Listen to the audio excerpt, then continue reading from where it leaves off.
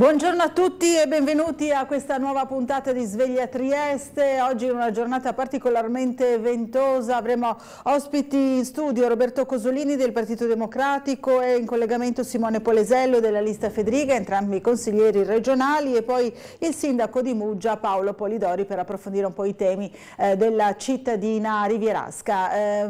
Ci collegheremo naturalmente anche con la polizia locale per vedere qual è la situazione del traffico, appunto in considerazione del meteo. E cominceremo come sempre proprio con la pagina meteo, con il sito dell'Osmer ARPA regionale. Allora andiamo a vedere la situazione generale. Oggi una depressione si approfondirà rapidamente sull'Italia peninsulare, determinando richiamo sulla regione di forti correnti di bora al suolo da sud-est e umide in quota. Nei giorni seguenti permarrà una circolazione depressionaria senza però fronti definiti. Allora vediamo insieme il dettaglio delle previsioni. Allora, cielo da nuvoloso a coperto con possibili temporanee schiarite su pianura e costa orientali, saranno probabili piogge sparse più deboli e intermittenti verso sud-est, più continue e abbondanti sulla zona montana e a ovest con possibili rovesci. Quota neve sul 2000 metri, soffierà vento sostenuto da nord-est in quota, bora moderata o sostenuta in pianura, forte sulla costa con raffiche sui 110 km/h di mattina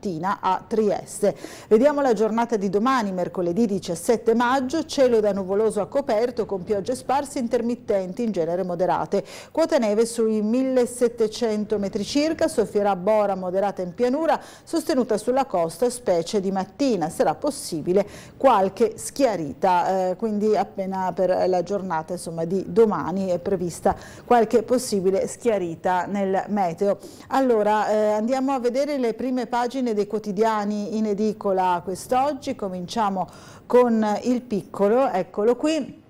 Allora, ripartono da giugno le linee marittime, qui vediamo una suggestiva immagine appunto di una di queste linee, poi il molo per le navi giganti, Hala accelera sul nuovo terminal, si parla del nostro porto, obiettivo prima porta container da 24.000 TEU entro il 2027, poi via alle demolizioni sul canale, qui vediamo appunto una ruspa in azione, ancora volano gli affari delle gastronomie, diverse aperture in centro, e poi la truffa, un'anziana sventa la rapina del finto tecnico della caldaia. Ci sono naturalmente anche i temi internazionali legati alla guerra in Ucraina. Zelensky da Londra ottiene le forniture di droni e missili, e poi in Turchia Erdogan manca per un soffio la rielezione al primo turno. La politica, il centro-sinistra vince a Brescia, Treviso e Imperia al centro-destra. Alcuni insomma dei risultati delle elezioni di ieri e l'altro ieri in Italia. Nomine, Sergio eletto nuovo AD della RAI, confermati il report e un mezz'ora in più. Dopo il caso Fazio e il suo addio alla TV pubblica, la RAI è nel caos. L'Italia offre 10 milioni a Tunisi per limitare le partenze, qui si parla invece di migranti. Allora, anche per le culture vediamo alcune notizie, i bambini triestini della Modiano e poi il ritorno a casa di Alda Balestra, la Miss Italia degli anni 70. Allora andiamo a vedere altre prime pagine dei quotidiani in edicola quest'oggi, vediamo se riusciamo ad andare nelle pagine, ecco, chiudiamo la pagina del meteo e andiamo a vedere il Corriere della Sera. Centrodestra avanti nelle città, tiene Imperia, Treviso, Sondrio e prende Latina, al centro-sinistra Teramo e Brescia con la prima sindaca. Amministrative ancora Vicenza, Siena, Pisa e Massa al ballottaggio. Il PD, siamo fiduciosi, ancora in calo l'affluenza. Questa è la situazione, poi tutte le analisi appunto del voto. Nel suo feudo ligure, Scajola fa poker, vinco da solo. Ancora invece Mattarella ai magistrati, prevenire il malcostume, il discorso a Napoli. Qui vediamo a Foggia la madre ai funerali in carrozzina, i fiori del fratellino, l'addio a Jessica, eri una piccola eroina. Ancora la guerra, Zelensky, missili da Londra, assenza e malattia, in Bielorussia, mistero Lukashenko. Trapiantato un cuore fermo da 20 minuti, prima volta al mondo, è successo a Padova.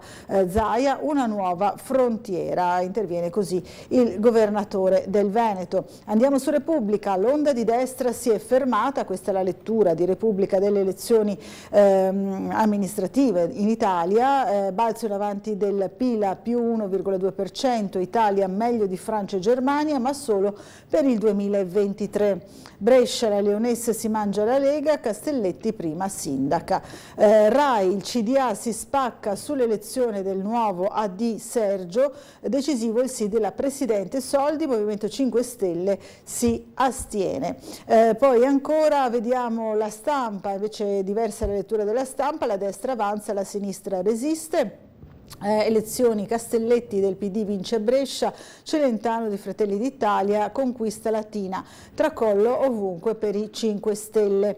Poi ancora barbarie in Tunisia, volevano un riscatto, torture per migranti, e ancora uno corre con l'altro paralizzato tra le braccia, traguardo per amici. Vediamo questa bella foto. Poi ancora Libero, gli orfanelli di Telekabul, le brigate Fazio in crisi di nervi, da Letta a Saviano, la sinistra strilla per l'addio dello strapagato compagno, e vediamo appunto che si approfondisce proprio il tema della RAI. Poi l'effetto Schlein evapora nell'urna, il risultato delle comunali, la sinistra indietro pure ad Ancona. Si dà conto anche dei guai del Real Aversa, veleno ai calciatori del Principe, così denuncia almeno Emanuele Filiberto, che possiede la squadra di Serie D. Ancora vediamo Il Giornale, crolla il sistema Fazio, anche qui ancora la guerra della TV in primo piano, salotti rossi nel panico, intellettuali politici sconvolti, addio a ospitate e recensioni amiche, e il conduttore milionario riesce ad attaccare la politica ingorda, ma che Rai meloniana restano report e Berlinguer. Comunali, il centrodestra è in testa, ma la vera partita sarà ai ballottaggi, questa è l'analisi del Giornale. Acquisiti gli atti del Vaticano, i PM riaprono il caso di Emanuela Orlandi a 40 anni dalla sua scomparsa.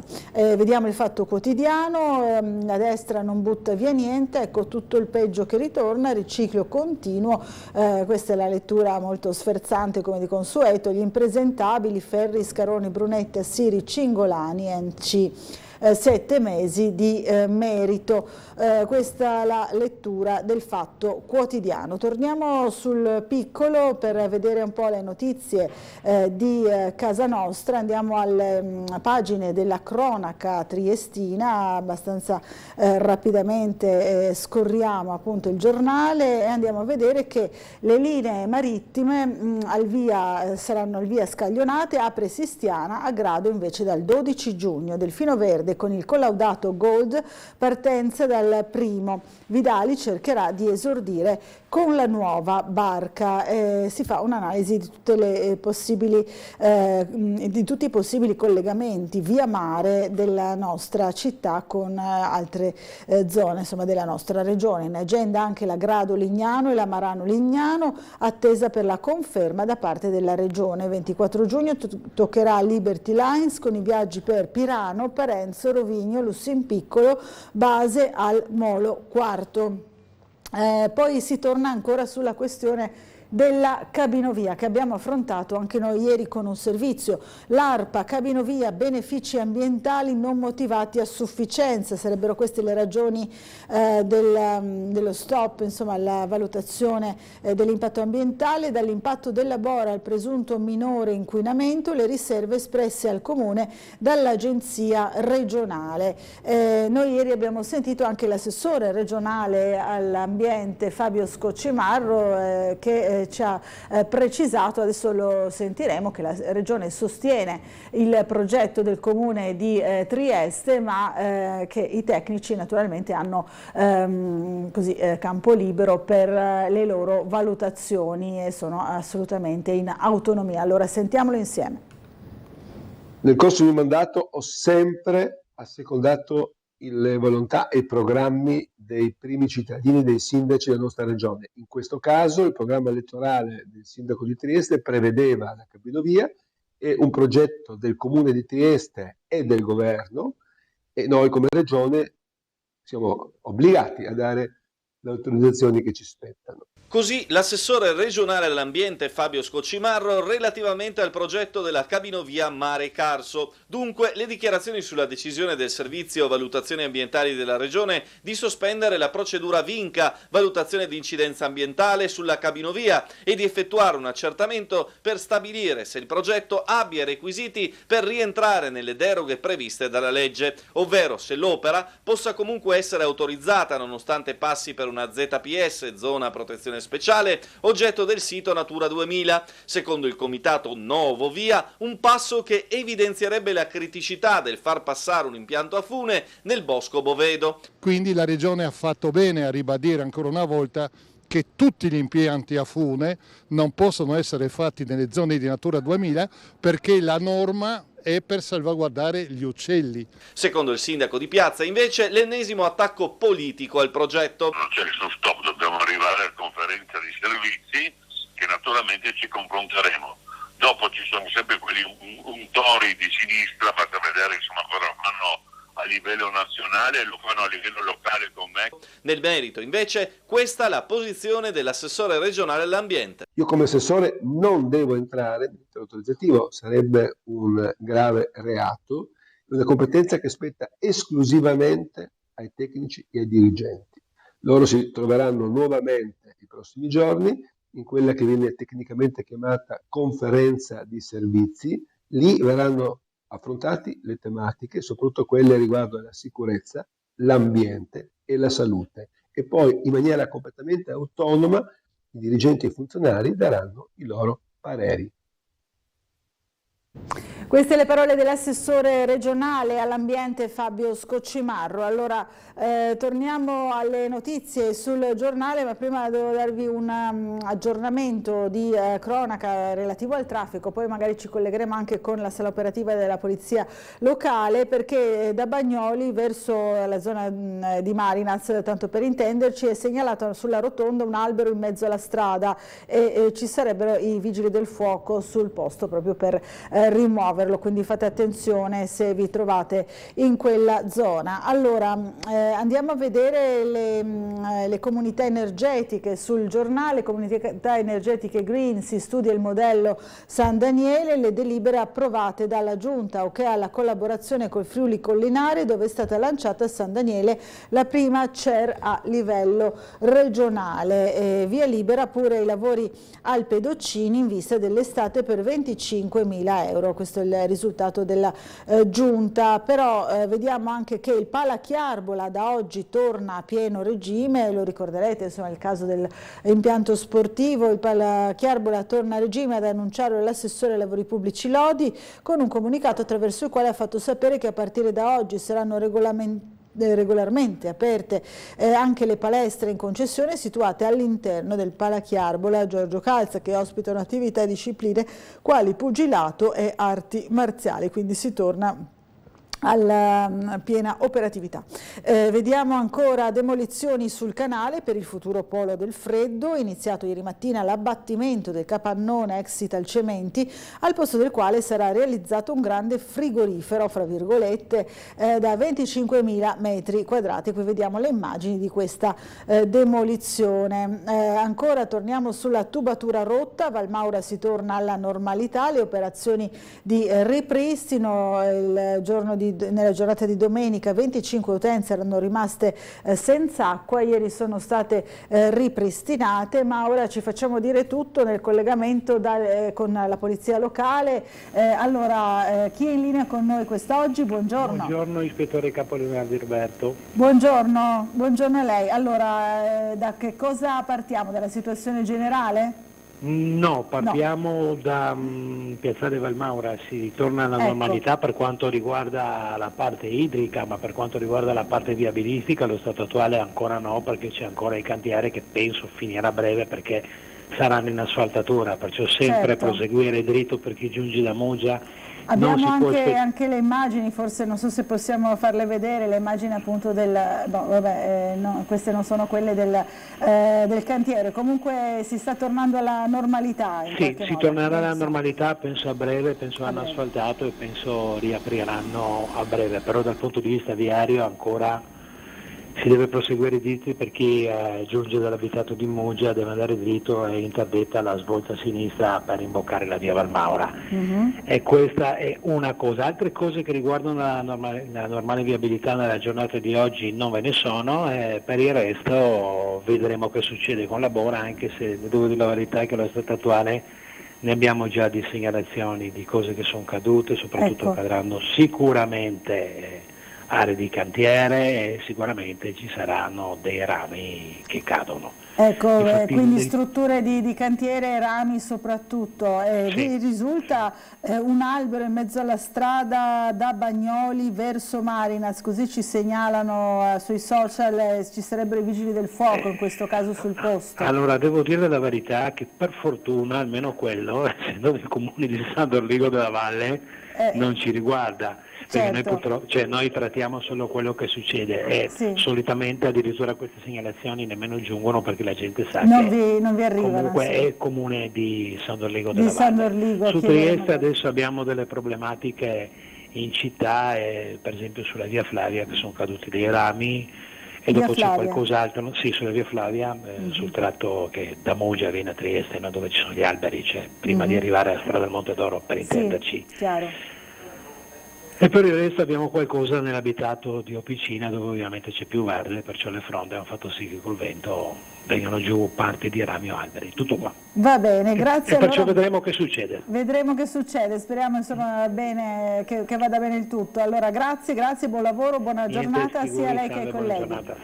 Grazie, salve, buona giornata. Allora noi procediamo ancora con la lettura dei giornali, andiamo a vedere questa analisi delle gastronomie in città che viene fatta da Nicole Brusaferro sul Piccolo, panino di cotto caldo o vini da portare a casa, il sapore ritrovato delle gastronomie. Da qualche tempo triestini turisti hanno scoperto le botteghe con prodotti tipici, affari su del 35% in questi mesi. L'aumento di richieste ha dato un impulso ulteriore agli imprenditori per nuove aperture. Molti clienti cercano rarità del territorio, in questo tipo di attività si instaurano rapporti amichevoli, quindi le gastronomie stanno andando alla grande. Trieste battezza la sfida di Tosetto, da solo in barca attorno al mondo. Il giovane skipper partirà domani per La Corugna a bordo di Ob Portus. Qui vediamo appunto le immagini della Miss Italia, abbiamo già viste in prima pagina, scelta di cuore, così riscopro Trieste, l'ex Miss Italia Balestra torna a casa dopo mezzo secolo tra Parigi, New York e Berlino, l'ex top model ha deciso di ristabilirsi nella sua città natale, Miss Italia nel 70 a 16 anni, Alda Balestra. La fotografia resa dai dati dei voucher Turresta, non solo dal resto d'Italia e dall'estero, ora i visitatori arrivano pure dalla regione. La crescita si deve proprio anche e soprattutto a mostre, grandi eventi e vivibilità a livello internazionale, dice l'assessore regionale Sergio Emidio Bini.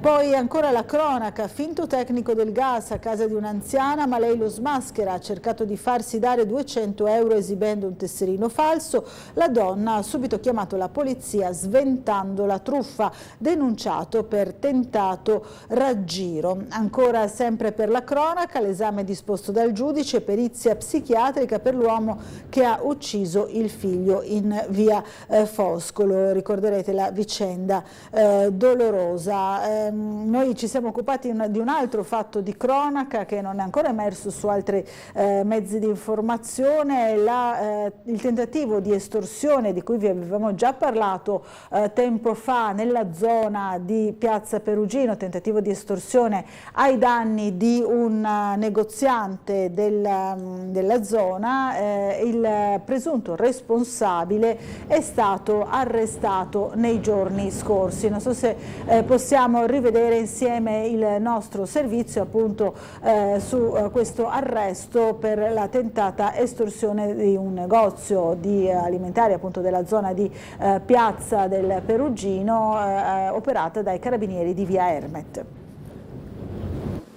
Dammi i soldi, a me non puoi dire di no. Queste le parole che si è sentito rivolgere nel marzo scorso un negoziante della zona di Piazza Perugino da parte di un cliente che gli aveva già fatto visita il giorno prima. Pur spaventato, l'esercente ha rifiutato di consegnargli il denaro e ha immediatamente denunciato il tentativo di estorsione ai carabinieri di via Ermet, i quali dopo un mese e mezzo di indagini hanno arrestato il presunto responsabile. Si tratta di un cittadino di origine albanese. L'uomo è stato individuato anche grazie ai filmati della videosorveglianza subito consegnati dal negoziante ai carabinieri, ma le indagini sull'accaduto non sono ancora terminate e mirano a individuare e fermare un complice dell'uomo. La sua presenza emerge dal racconto del commerciante che ha subito la tentata estorsione. Il giorno prima nel suo negozio erano entrati 2 clienti che avevano prelevato alcuni prodotti dagli scaffali dicendo di voler tornare l'indomani per pagare il conto. Invece il giorno dopo si è presentato soltanto uno dei 2 uomini che, anziché pagare, ha cercato di farsi consegnare un'ingente somma di denaro, presumibilmente in cambio di qualche forma di protezione.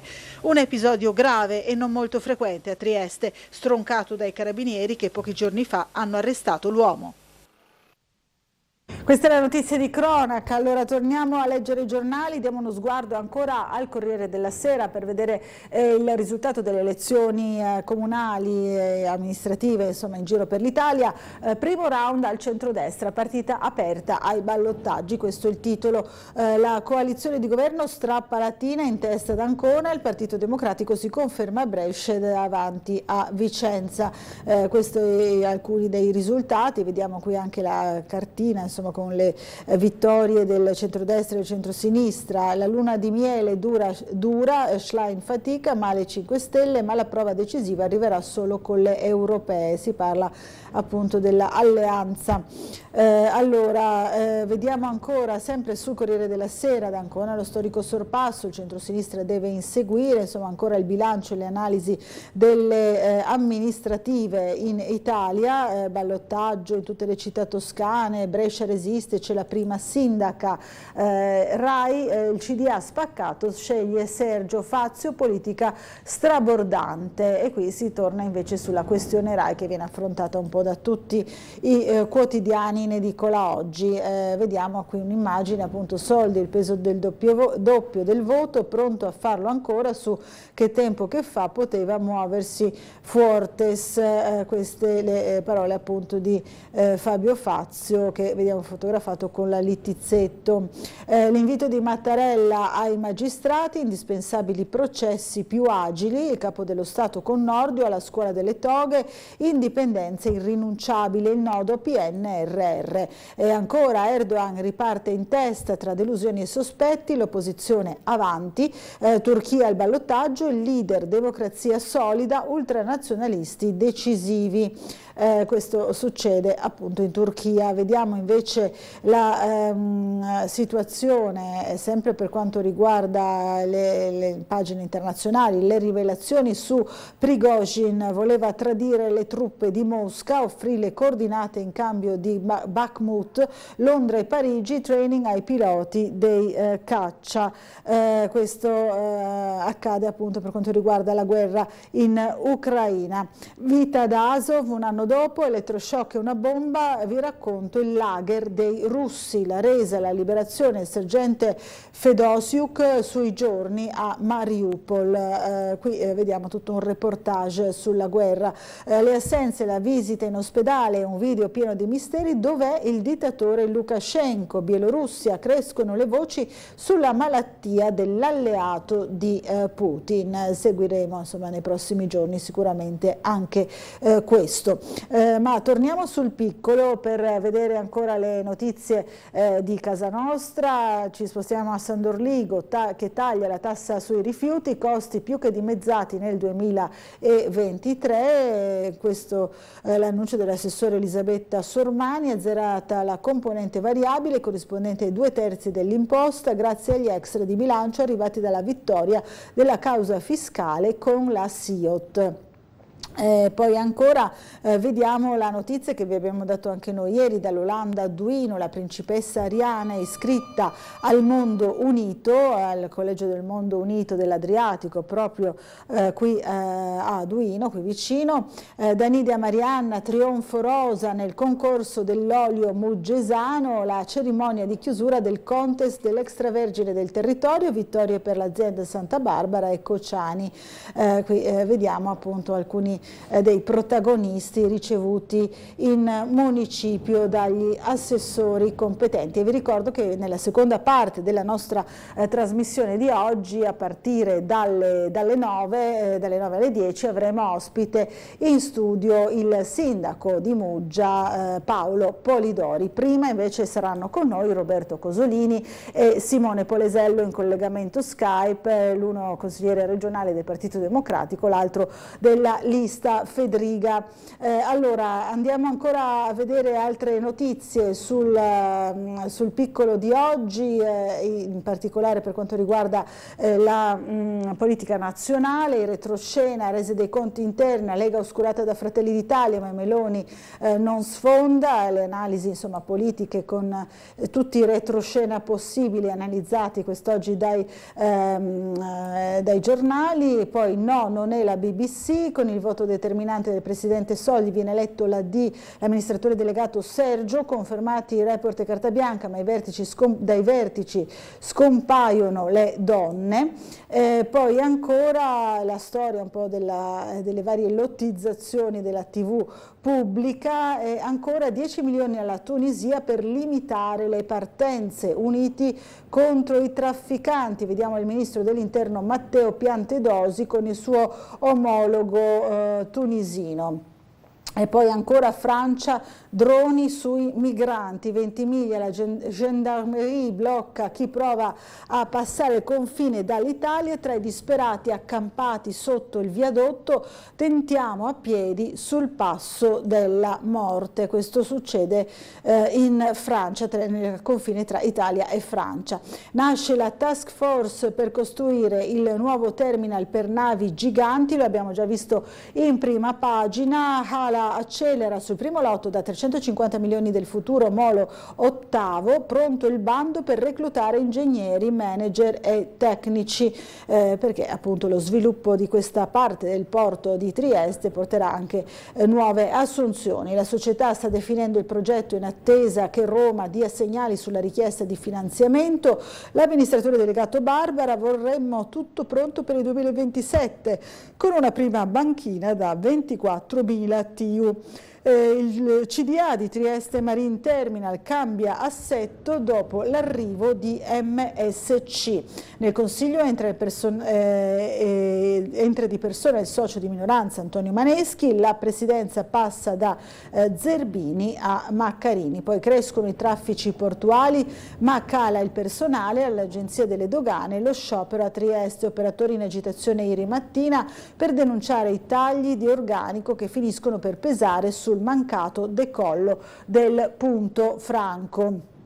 Qui vediamo anche il pressing, vediamo una foto di Deborah Serracchiani, Roberto Alessi, il capo nazionale, insomma vari soggetti interessati anche alla mediazione. Vediamo anche il prefetto Signoriello. Al termine del presidio organizzato in Piazza Unità ieri, una delegazione dell'Agenzia delle Dogane è stata ricevuta nelle stanze della prefettura dal commissario di governo Pietro Signoriello. Allora, noi ieri Poi ci siamo occupati invece di un'altra notizia di casa nostra, o più che altro di un'iniziativa molto interessante all'interno di una scuola, l'Istituto Tecnico dell'Edda, che ha ospitato, sta ospitando e ospiterà anche nei prossimi anni scolastici un corso per imparare a gestire le emergenze sanitarie, per imparare a fare una rianimazione cardiopolmonare ad esempio, e comunque altre situazioni di questo tipo, sempre legate all'emergenza in campo sanitario, e dedicata proprio agli studenti che studiano questo tipo di materie, che vogliono magari accedere poi un domani anche a una professione della sanità, oppure anche a un corso dell'università in questo campo. Allora rivediamo insieme il servizio. Con questo ritmo vai giù e fai il massaggio fino a facciamo una prova un attimo.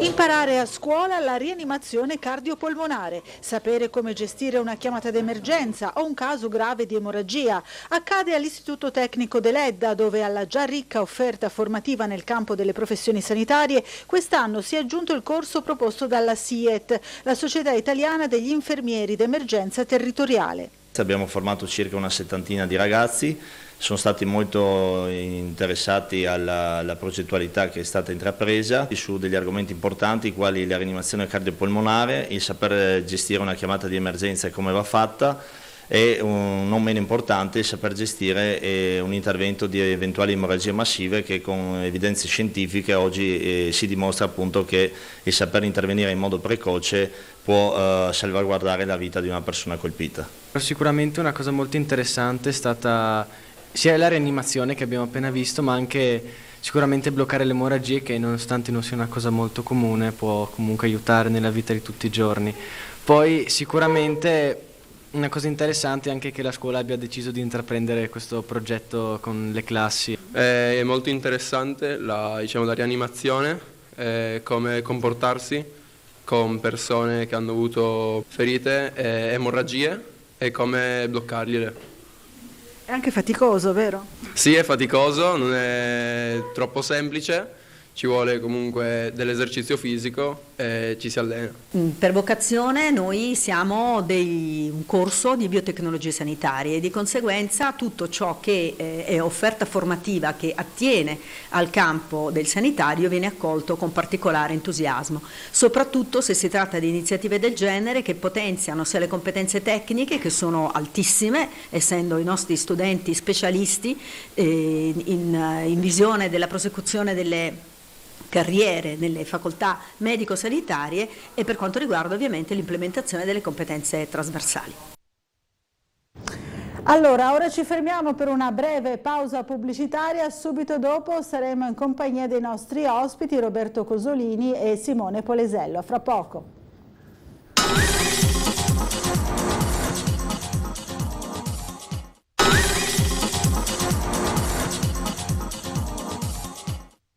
Bentornati a Sveglia Trieste. Allora eccoci in studio con Roberto Cosolini, consigliere regionale del Partito Democratico. Buongiorno. Buongiorno a lei e telespettatori e al collega connesso. Esatto, siamo connessi, collegati con Simone Polesello della lista Federica, consigliere regionale, collega insomma di aula del nostro ospite in studio. Buongiorno e ben arrivato anche a lei.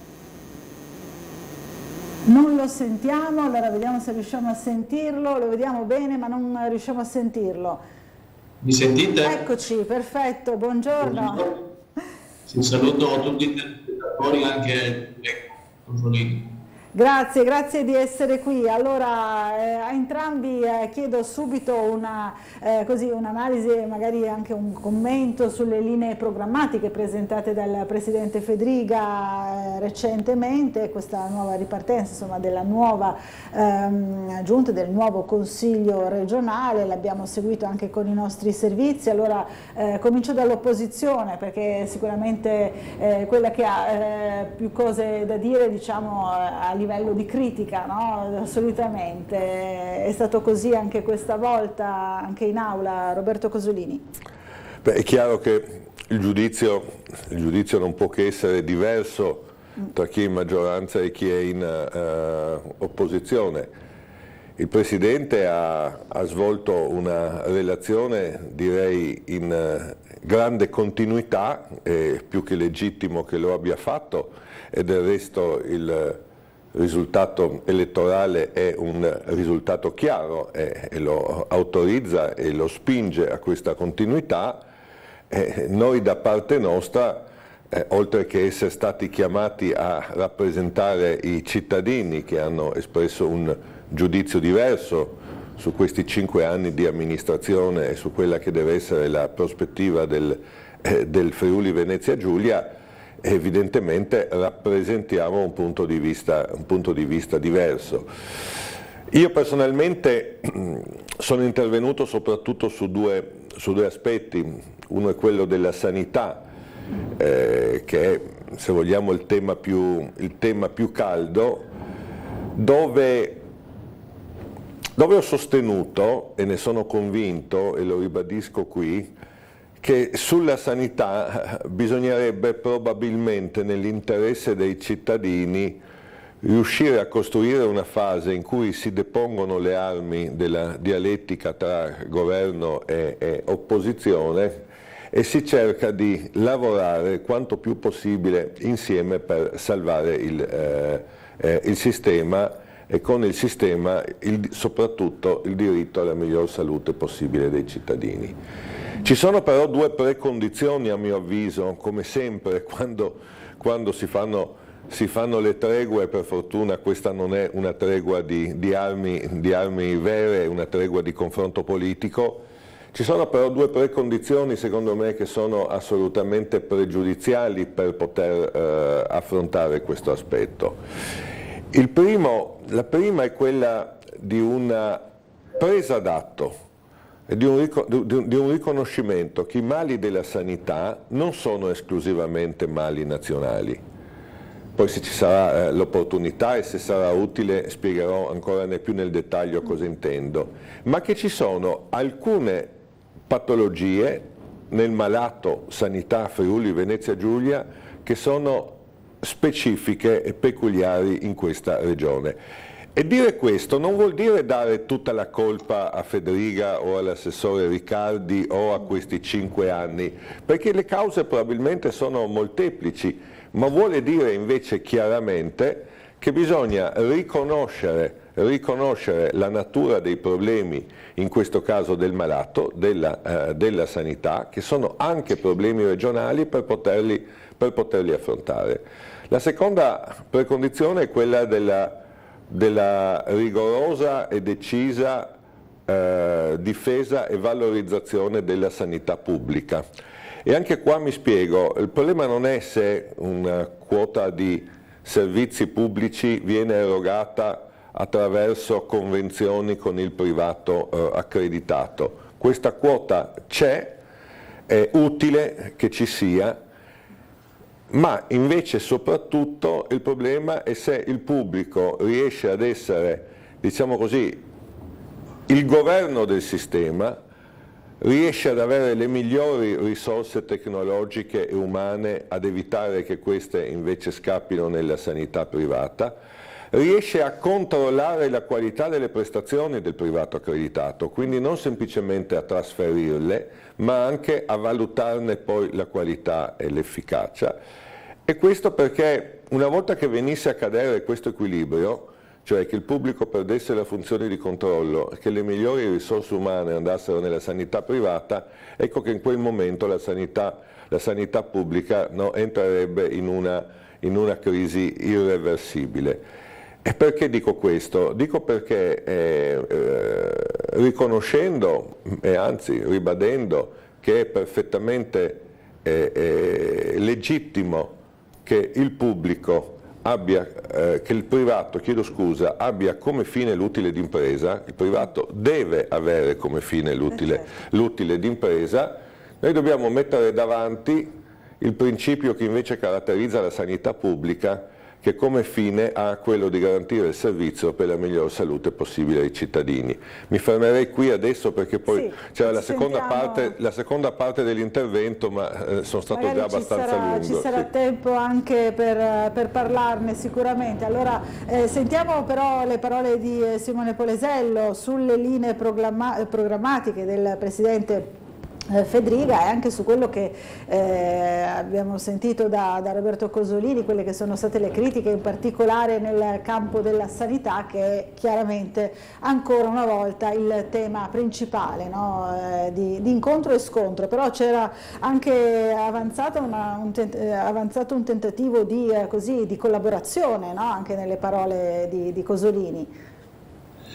Beh, insomma, un tentativo di collaborazione è sicuramente positivo e ringrazio il consigliere. Poi bisogna vedere se con i fatti in aula sarà realmente così, perché purtroppo in passato non sempre è stato così, però insomma, mandato nuovo, vediamo insomma se si riuscirà a trovare dei punti di incontro. Ma io ho ascoltato bene le parole insomma, del Presidente Fedriga, ha toccato diciamo tutti i punti, non c'è solo la sanità e poi lo vedremo. È evidente che bisogna intervenire, bisogna fare, ricordo al collega Cosolini che comunque non sono stati anni facili, questo loro lo sanno bene, ed è vero che in alcune occasioni abbiamo trovato la collaborazione su alcuni punti, su alcuni temi in questi anni per il bene dei cittadini. Dopodiché ci sono famiglie, ci sono imprese, c'è turismo, il Friuli Venezia Giulia tocca diversi punti dove noi siamo comunque intervenuti e abbiamo fatto un buon lavoro.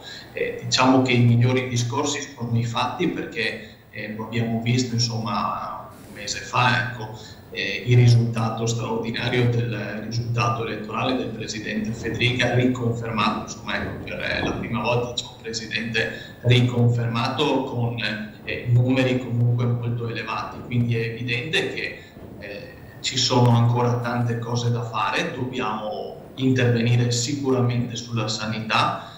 Questo è un punto, insomma, anche in campagna elettorale sarebbe stato facile fare facili promesse, non lo abbiamo fatto, ci rimbocchiamo le maniche e sperando insomma, ecco, di trovare anche da parte dell'opposizione che sia propositiva la sponda per fare bene, per fare meglio. Abbiamo visto anche arrivare una telefonata, non so se è ancora in linea, sentiamola. Pronto, buongiorno, c'è qualcuno in linea? Pronto?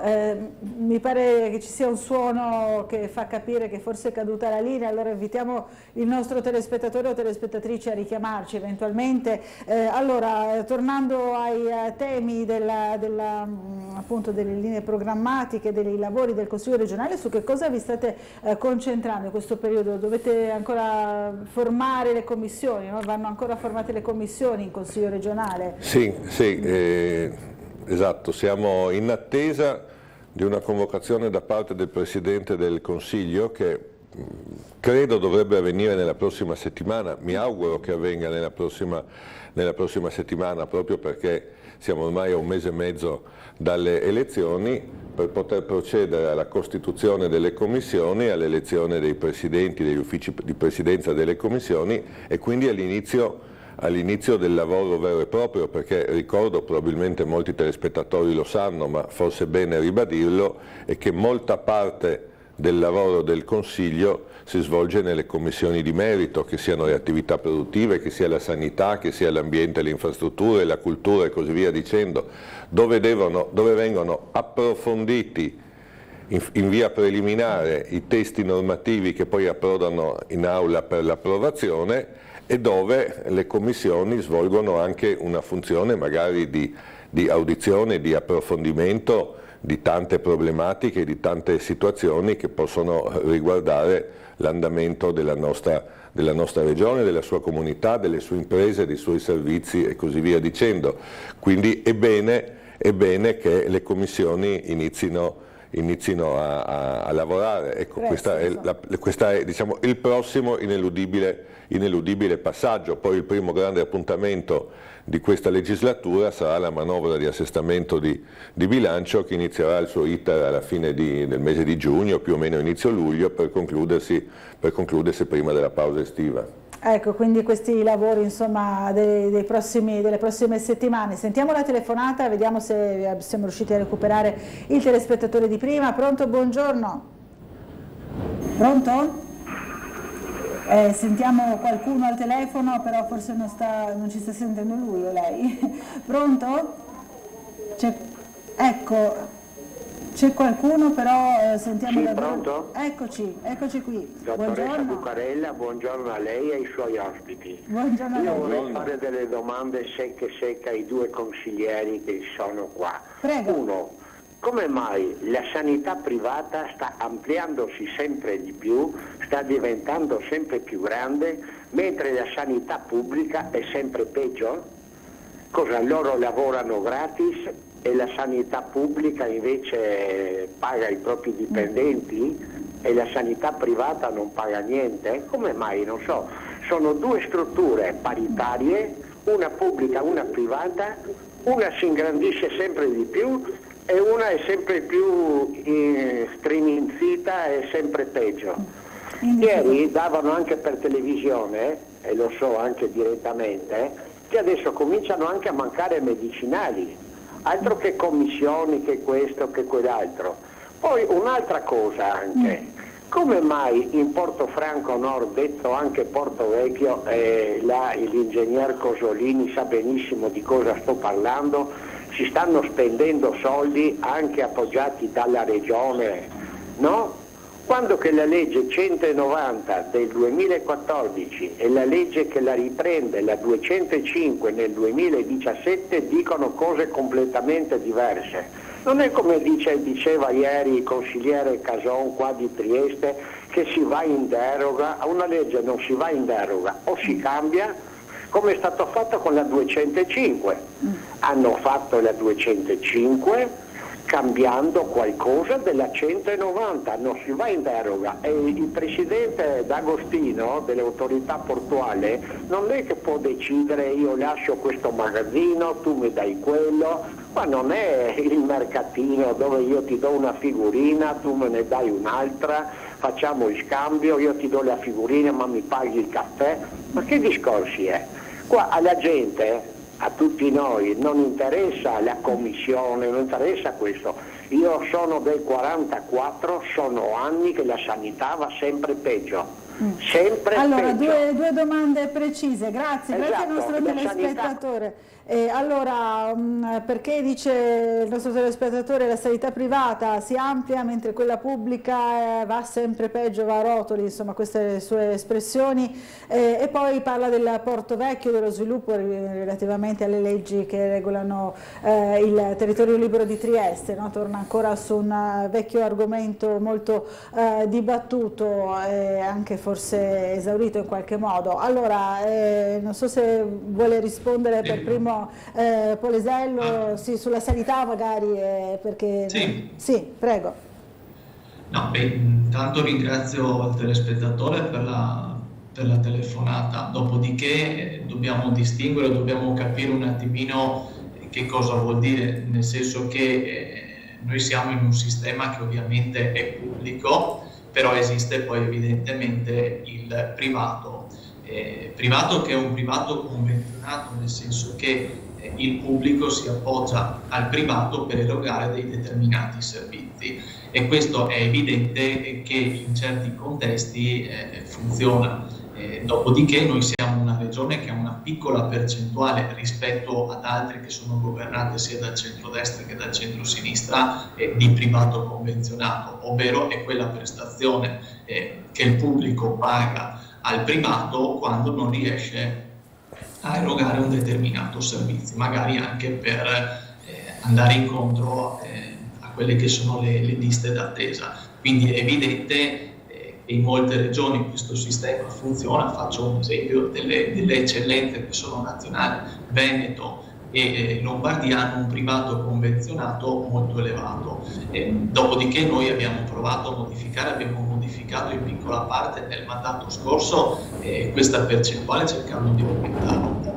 Non significa sminuire il servizio pubblico, anche perché mi auguro che il consigliere Cosolini si dica favorevole, nel senso che gli investimenti da parte della Regione sul sistema pubblico sono senz'altro aumentati e abbiamo avuto investimenti che non si vedevano da anni sul sistema pubblico. Dopodiché ci sono delle difficoltà, questo è evidente, non serve nascondersi, sulla gestione ordinaria, però è evidente che è un problema che oltre che regionale è nazionale ed europeo, perché purtroppo si fa fatica a trovare medici, si fatica a trovare infermieri, e questo è un tema che va affrontato sicuramente su scala nazionale.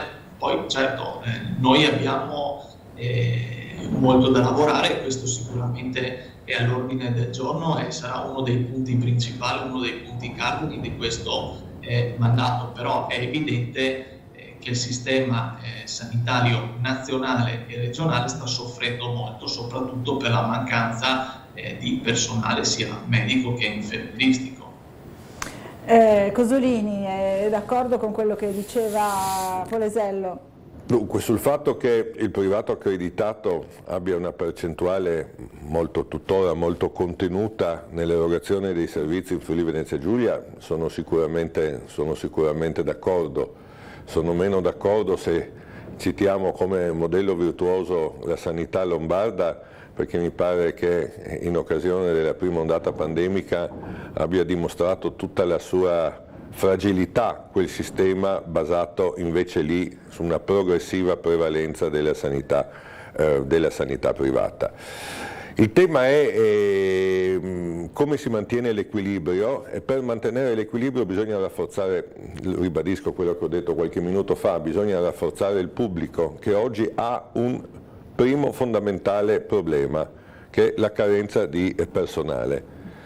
Le cause della carenza di personale sono molteplici, anche qua condivido in parte quello che dice Polesello, c'è sicuramente una carenza nazionale, già negli accessi alle professioni sanitarie, abbiamo una mancanza di vocazioni, c'è sicuramente un problema che è addirittura internazionale, che è europeo, e poi c'è un problema però che è peculiare del Friuli Venezia Giulia, dove alcune fughe sono particolarmente preoccupanti. Mi riferisco ad esempio al fatto che la regione Friuli Venezia Giulia è quella che registra il più elevato tasso di non presenza o di abbandono delle scuole di specializzazione in medicina. Quindi il tema da cui non si può prescindere è come si recupera una attrattività della sanità pubblica.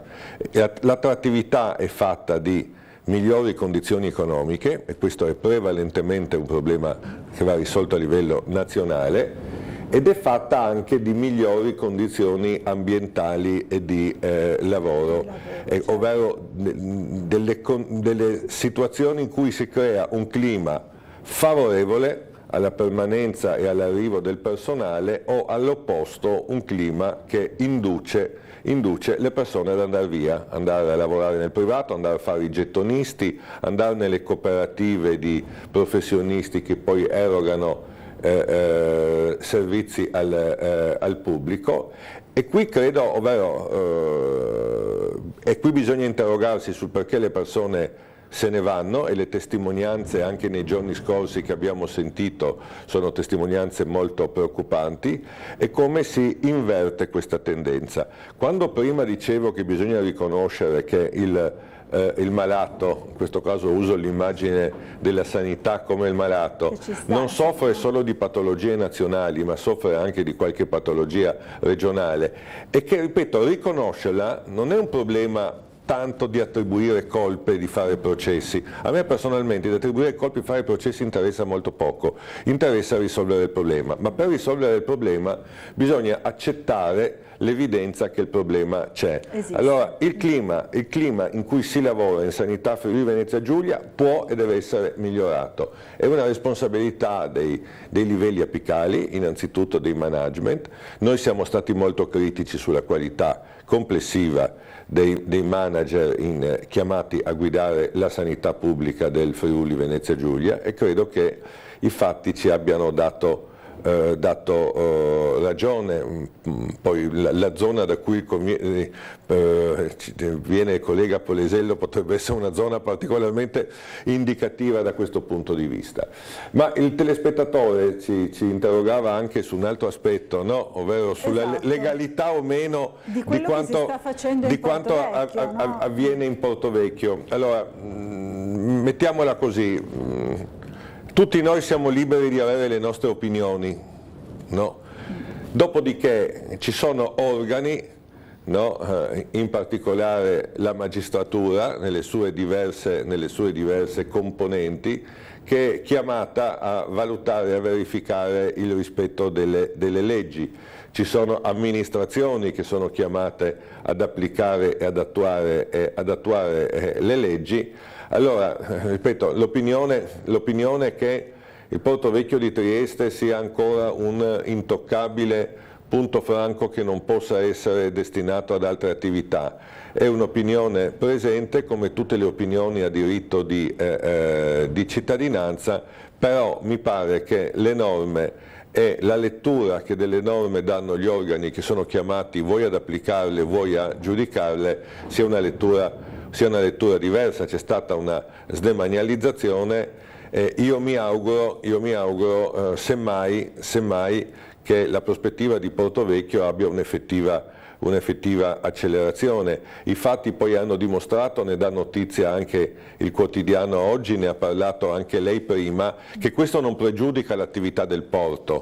Perché se si sta lavorando alla nascita di un nuovo molo ottavo, se c'è un porto che si sta espandendo nella zona a sud-est della città e che comprende il terminal ungherese, comprende l'ampliamento del molo settimo, il nuovo molo ottavo, comprende come zona retroporto l'area delle Noghere. Allora il problema non è che la sdemanializzazione di Portovecchio va a scapito delle attività portuali, no? Semplicemente si è preso atto di una cosa, ovvero che le caratteristiche delle moderne aree portuali, no, che sono, come dire, ispirate a modelli di logistica di trasferimento delle merci molto diversi di quelli di un secolo e mezzo fa, rendono altre aree più idonee del Portovecchio alle attività portuali, e conseguentemente è ovvio che il Portovecchio sia stato abbandonato progressivamente da quelle attività che hanno trovato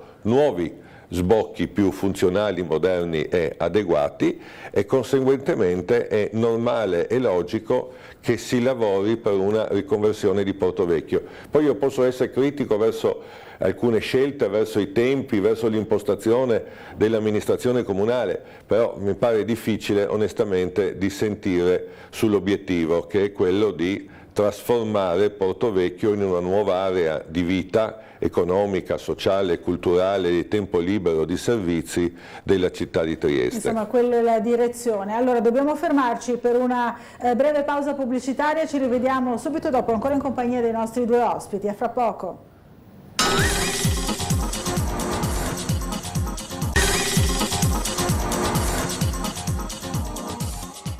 Bentornati a Sveglia Trieste. Allora, sempre in compagnia dei due consiglieri regionali, Roberto Cosolini e Simone Polesello, collegato con noi attraverso Skype. Non so se Polesello voleva intervenire anche lei sulla questione del Portovecchio di Trieste, quello che insomma quello di cui si è parlato prima della pubblicità, della pausa pubblicitaria. Ma più che sul porto, sicuramente è stato fatto una grande attività, un grande lavoro sul Portovecchio, quindi io posso fare solo un plauso. Io sono ospite a Trieste, insomma, durante le giornate di consiglio delle commissioni, quindi ho visto e ho potuto apprezzare il grande lavoro che sia la Regione che il Comune hanno fatto, cosa che purtroppo negli anni passati poco si è fatto. Però volevo tornare sul tema della sanità, che insomma, rispondendo un po' a quello che Cosolini ha voluto citare nella zona del Pordenonese, che è vero, una zona che purtroppo soprattutto nel passato non è stata tenuta in considerazione, e io invito il collega Cosolini a fare un giro a Pordenone per capire che cosa poteva essere la visione del sistema sanitario pordenonese, perché purtroppo si è voluto sì investire, ma su una zona densamente urbanisticamente parlando satura, chiamiamola così, perché si è voluto investire su un ospedale, riqualificare un ospedale sì nuovo, fatto nuovo, ma non nella zona che era stata indicata dalla maggior parte dei cittadini e anche degli amministratori locali, che poteva essere quella che noi chiamiamo la zona della Comina, mentre è fatta sulla zona attuale dell'ospedale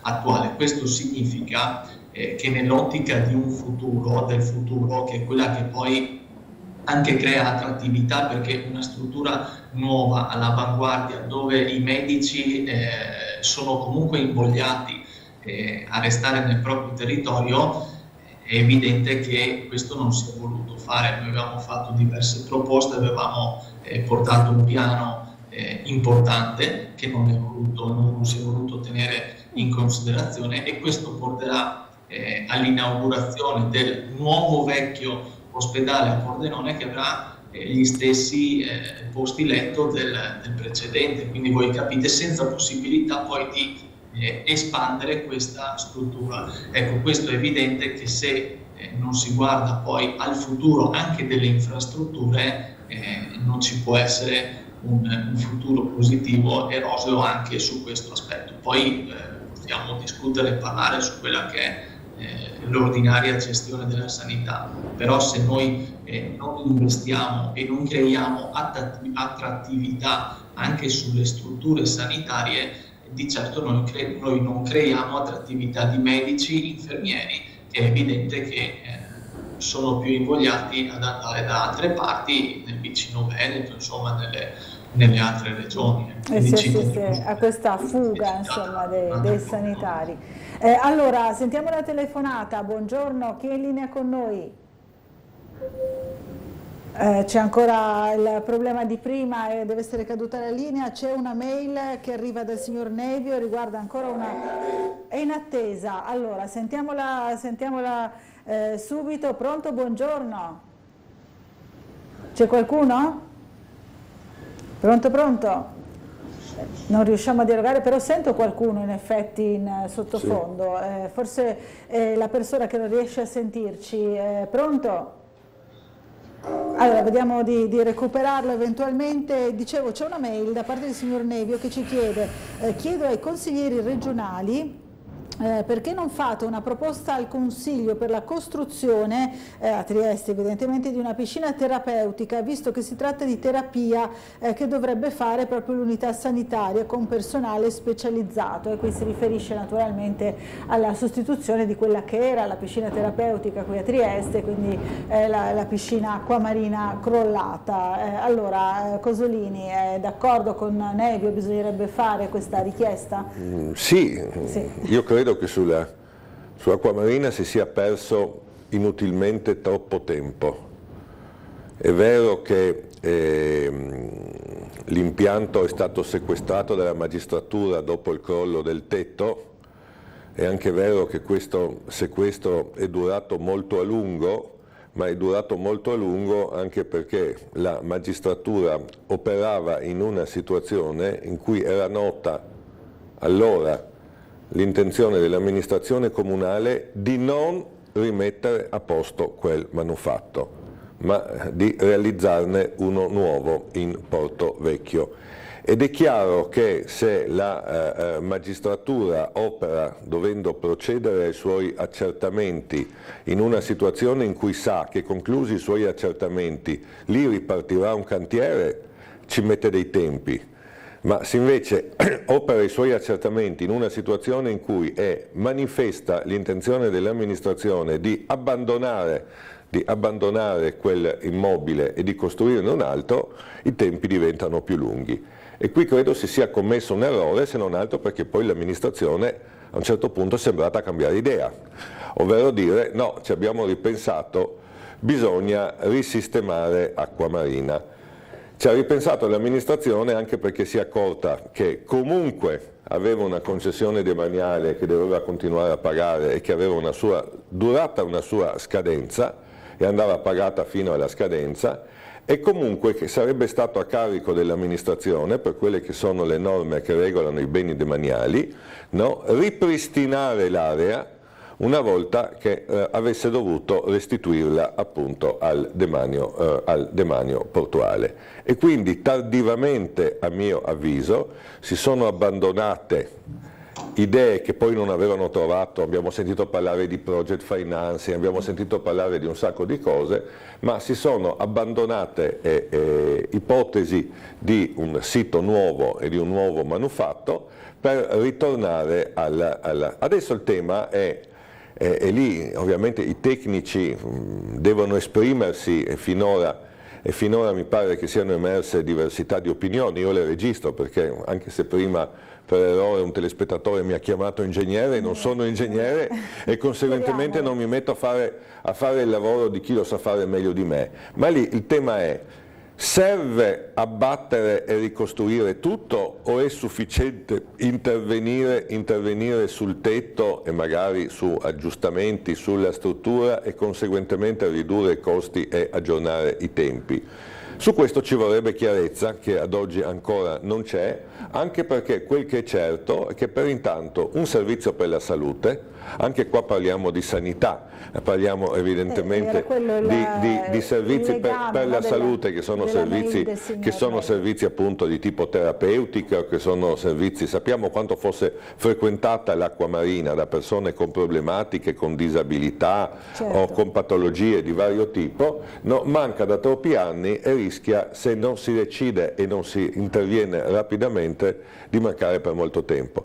Per quel che riguarda quello che dovremmo fare noi, abbiamo fatto noi avevamo già presentato proposte di emendamento al bilancio regionale per intervenire a favore del ripristino di acqua marina, stanziando risorse al comune di Trieste. Abbiamo registrato in più occasioni che queste proposte sono state bocciate, ma fuori da questo gioco della politica e così via dicendo, io credo che sia indispensabile dire chiaramente ai cittadini quale strada si sceglie. È indispensabile che questa strada sia tecnicamente supportata, ma sia la più rapida possibile per restituire un servizio ai cittadini.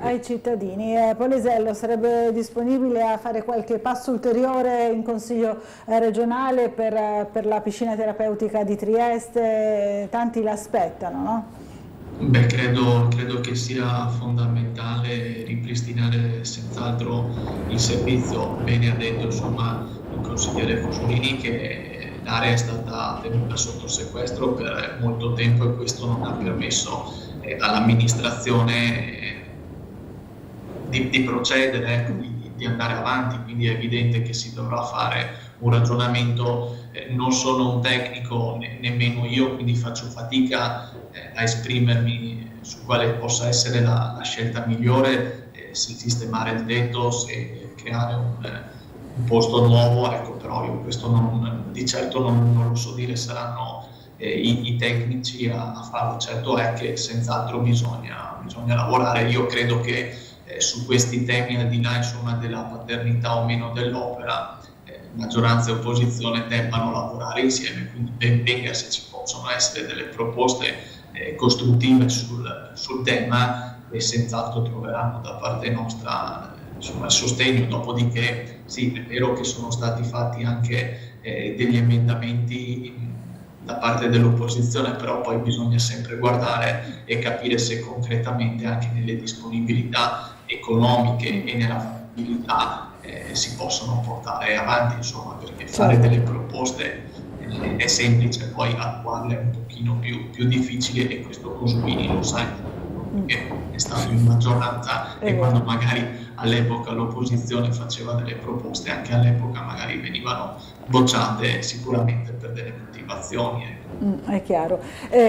Sì, non credo che in questi ultimi anni la Regione abbia avuto grandi problemi di risorse. Ma ci sono tante risorse, ci ritorneremo. Questo è vero, insomma. Ma difatti sono stati tanti anche gli investimenti. Esatto, e su questo però non c'era stato all'epoca evidentemente un pronunciamento favorevole. Ma ripeto, oggi siamo in un'altra...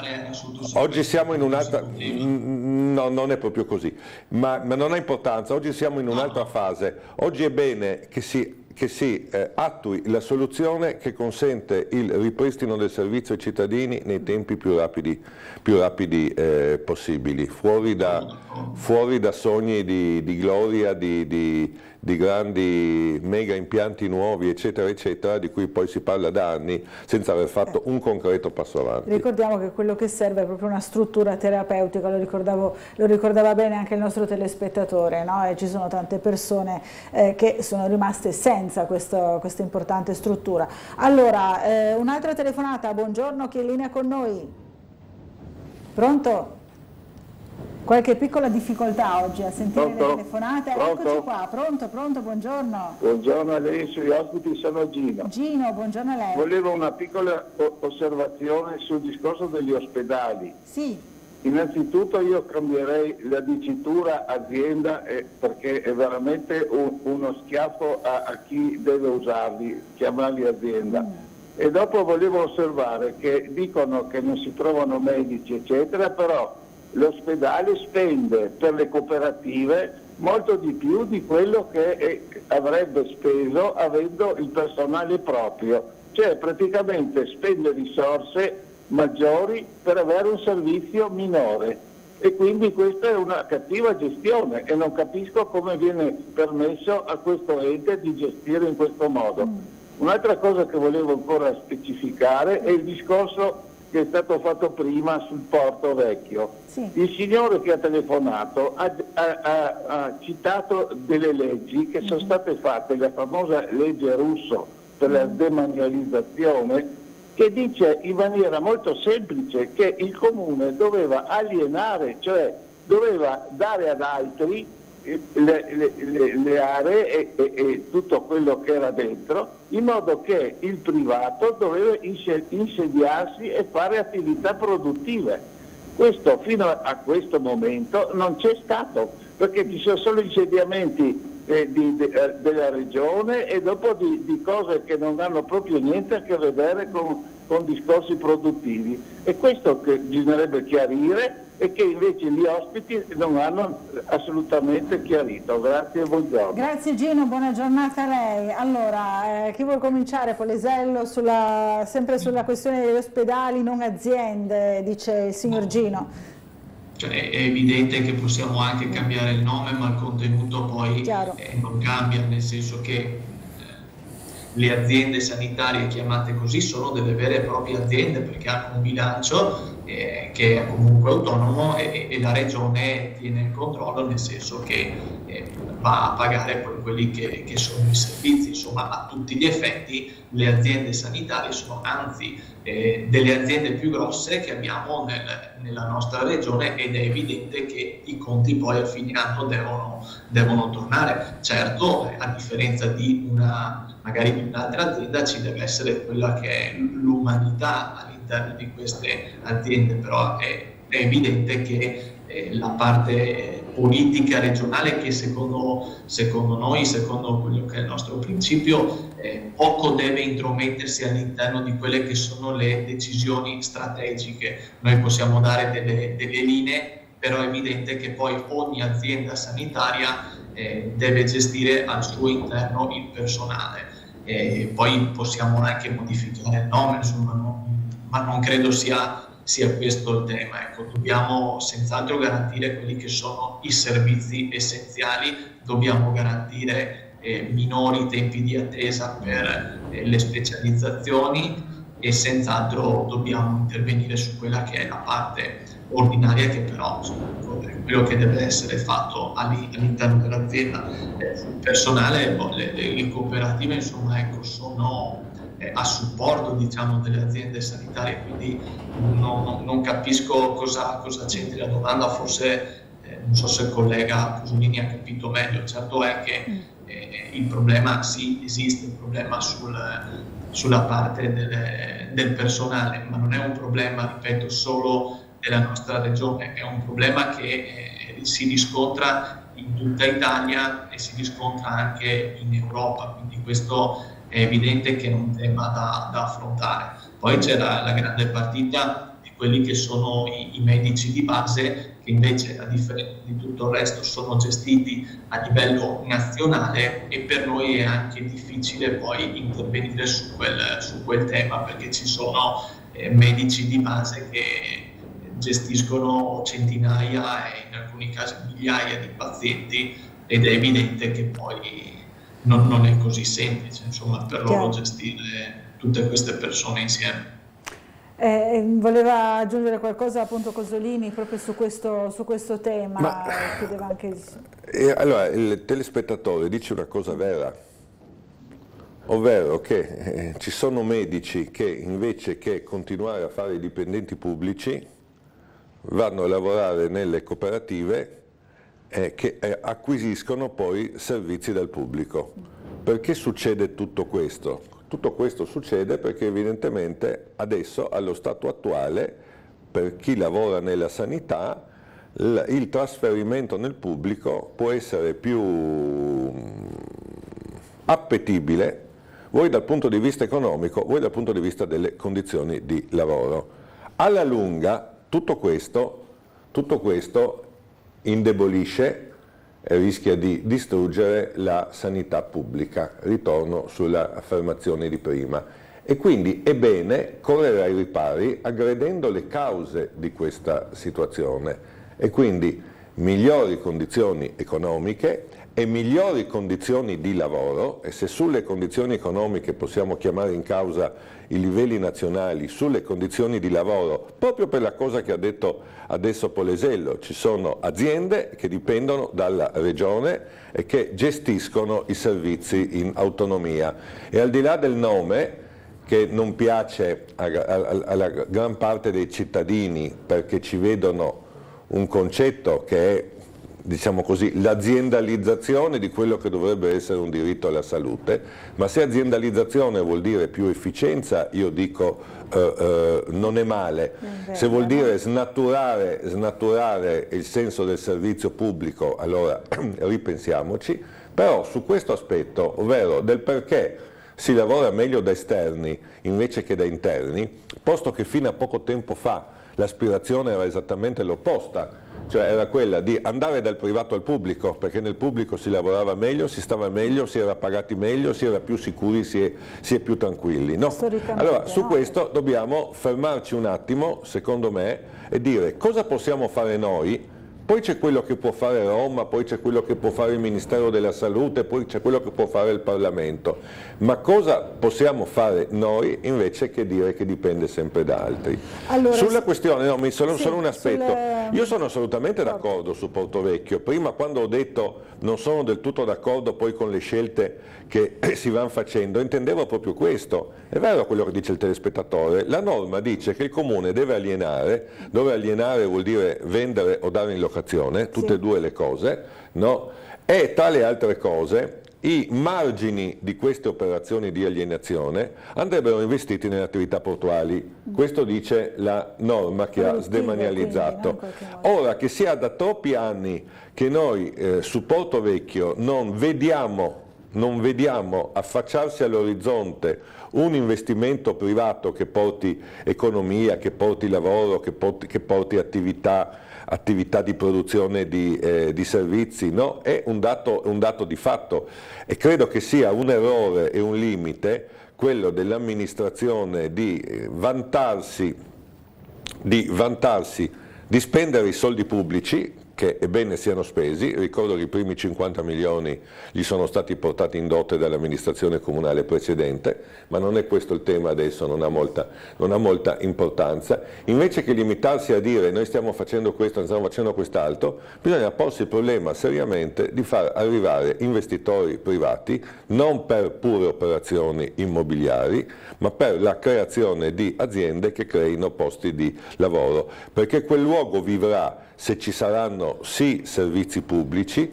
se ci saranno sì spazi per le persone, e va bene che ci siano spazi per le persone, se ci sarà sì un polo culturale, ma anche se ci saranno iniziative economiche private e quindi nuovi posti di lavoro e nuova attrattività per risorse umane. Ci vuole l'impresa, insomma, anche in questo caso. Sì, prego, Polesello, prego. No, il consigliere Cosolini ha ragione, però è evidente che per portare degli investitori bisogna creare attrattività, quindi è evidente che l'amministrazione regionale per far venire qui degli investitori deve comunque creare gli spazi adeguati e deve fare, è evidente, prima lei degli investimenti, altrimenti questi potenziali investitori di certo non vengono in Friuli Venezia Giulia, ed è evidente, e questo lo abbiamo visto anche sulla parte del turismo, con la creazione un po' alla volta del marchio Io sono Friuli Venezia Giulia, abbiamo creato molta attrattività, tant'è che i dati questo poi ce lo dicono, insomma, che rispetto ad anni passati è aumentato il turismo, sono aumentati gli investitori, sono arrivate tante aziende anche che hanno voluto investire in Friuli Venezia Giulia, perché è un percorso che si fa nel tempo, di certo gli investitori non arrivano per niente, insomma. Allora, invece tornando al tema della sanità, ci scrive il signor Lorenzo dicendo: il problema principale della sanità, a mio avviso, è il mancato riconoscimento degli straordinari, molti aspettano ancora quelli per il periodo Covid, e degli stipendi bassi non tanto ai medici quanto agli infermieri, che sono la forza portante del sistema. Ne abbiamo parlato più volte, no? Anche del ruolo delle altre professioni sanitarie all'interno del sistema. Assolutamente indiscutibile. Sì, è d'accordo. Cosolini, Polesello, cosa dice di questo intervento del nostro telespettatore Lorenzo? Ma sì, non conosco nello specifico, però è evidente che chiederò informazioni e cercherò di capire, insomma, ecco, quali magari possono essere state le difficoltà nell'assegnazione, ecco, di questi straordinari. Allora, ancora una piccola pausa pubblicitaria per noi, ci rivediamo subito dopo, fra pochissimo.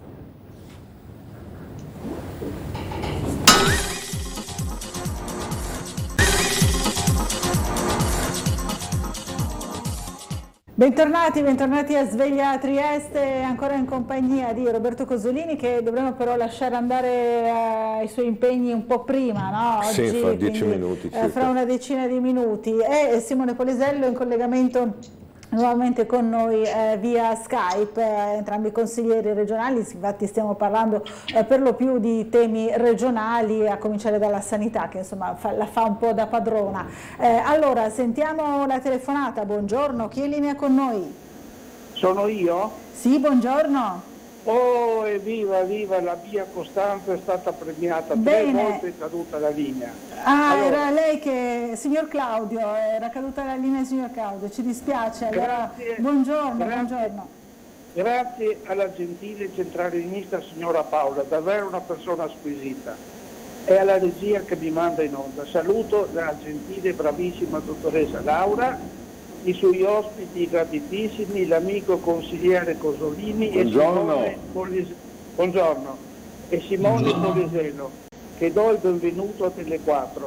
Se posso dire, dottoressa, lo ascolto su un'altra televisione di Pordenone, del suo collega Gigi Di Meo. Sono Claudio Visentini e non finirò mai di ringraziare Sveglia Trieste, che ci dà la possibilità di interloquire noi cittadini con i politici di turno.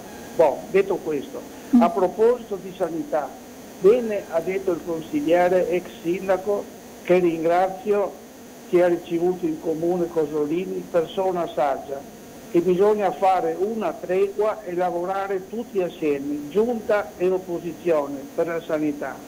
Come ha detto Cosolini, numerosi medici sono in fuga dalla sanità pubblica e questo è un problema da risolvere da subito, anche assumendo medici e infermieri per sgravare il loro lavoro, che è molto, che è tanto.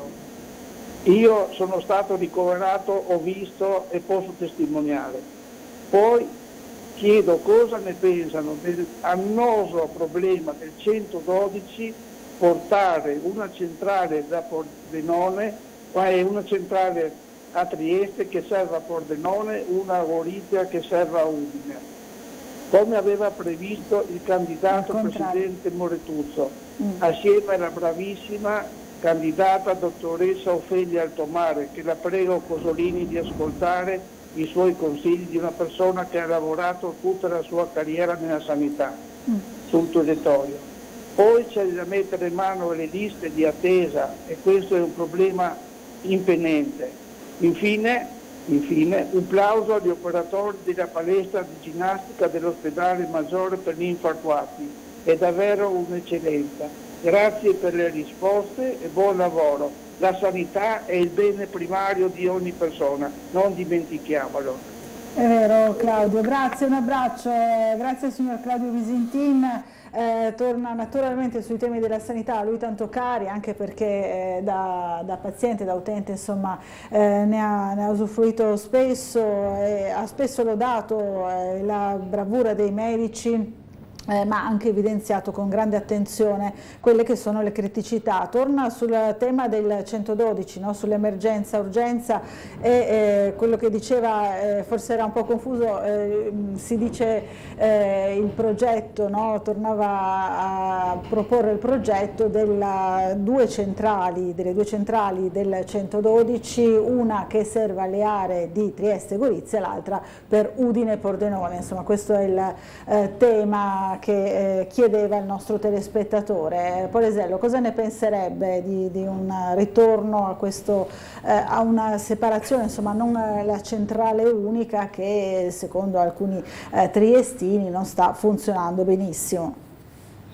Beh, insomma, è evidente che da pordenonese potrei dire di essere contento di questo passaggio, dopodiché è evidente che quando ci si trova ad amministrare e a capire quali possono essere le esigenze di una struttura sanitaria complessa come quella in Friuli Venezia Giulia, bisogna fare i conti con quella che è la realtà. Ricordo, non so io che promesse avesse fatto Moretuzzo, quindi della parte del centro-sinistra, però ricordo che la centrale unica è stata creata e messa comunque in piedi dal governo precedente Serracchiani e noi abbiamo proseguito su questa linea, questo è evidente.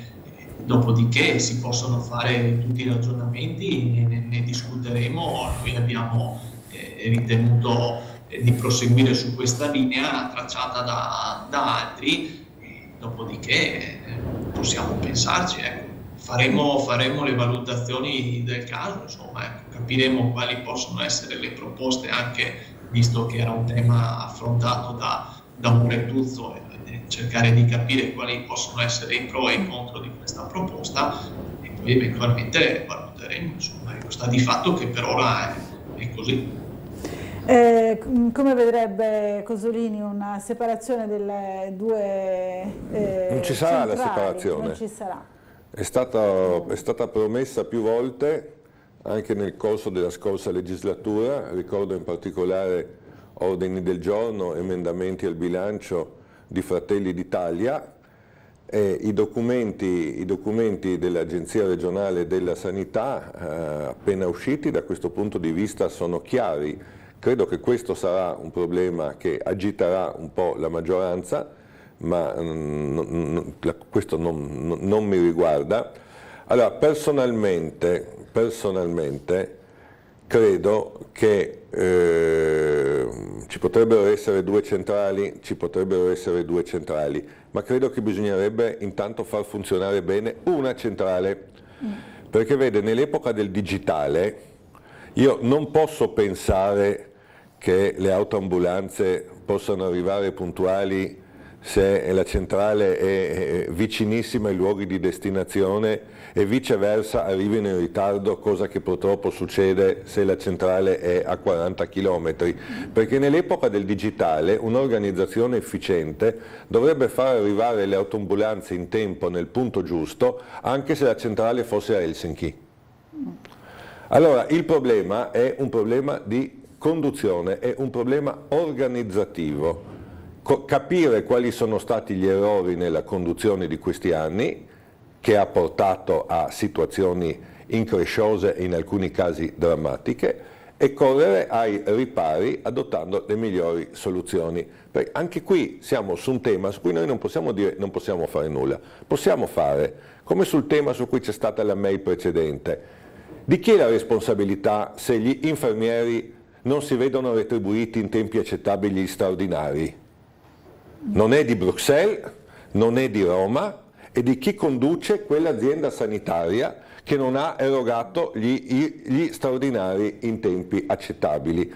E a questo punto, se un manager pagato non è capace di far funzionare il sistema e far arrivare gli straordinari in busta paga, visto che i soldi, ha ragione Polesello, ci sono, perché sono stati stanziati, perché non sono stati mancati, c'è un problema di conduzione. E allora si prendano i manager migliori in modo da garantire la miglior organizzazione del sistema. Allora, noi ringraziamo Roberto Cosolini, che lasciamo ai suoi impegni. Grazie, buona giornata a lei. E intanto ascoltiamo la prossima telefonata, sentiamola subito. Buongiorno, chi è in linea con noi? Buongiorno, mi sentite? Sì, buongiorno signora. Buongiorno, sono Daniela. Volevo raccontare un episodio che mi è successo qui in città venerdì sera. Sera intendo alle 8:30 e non sera più tardi.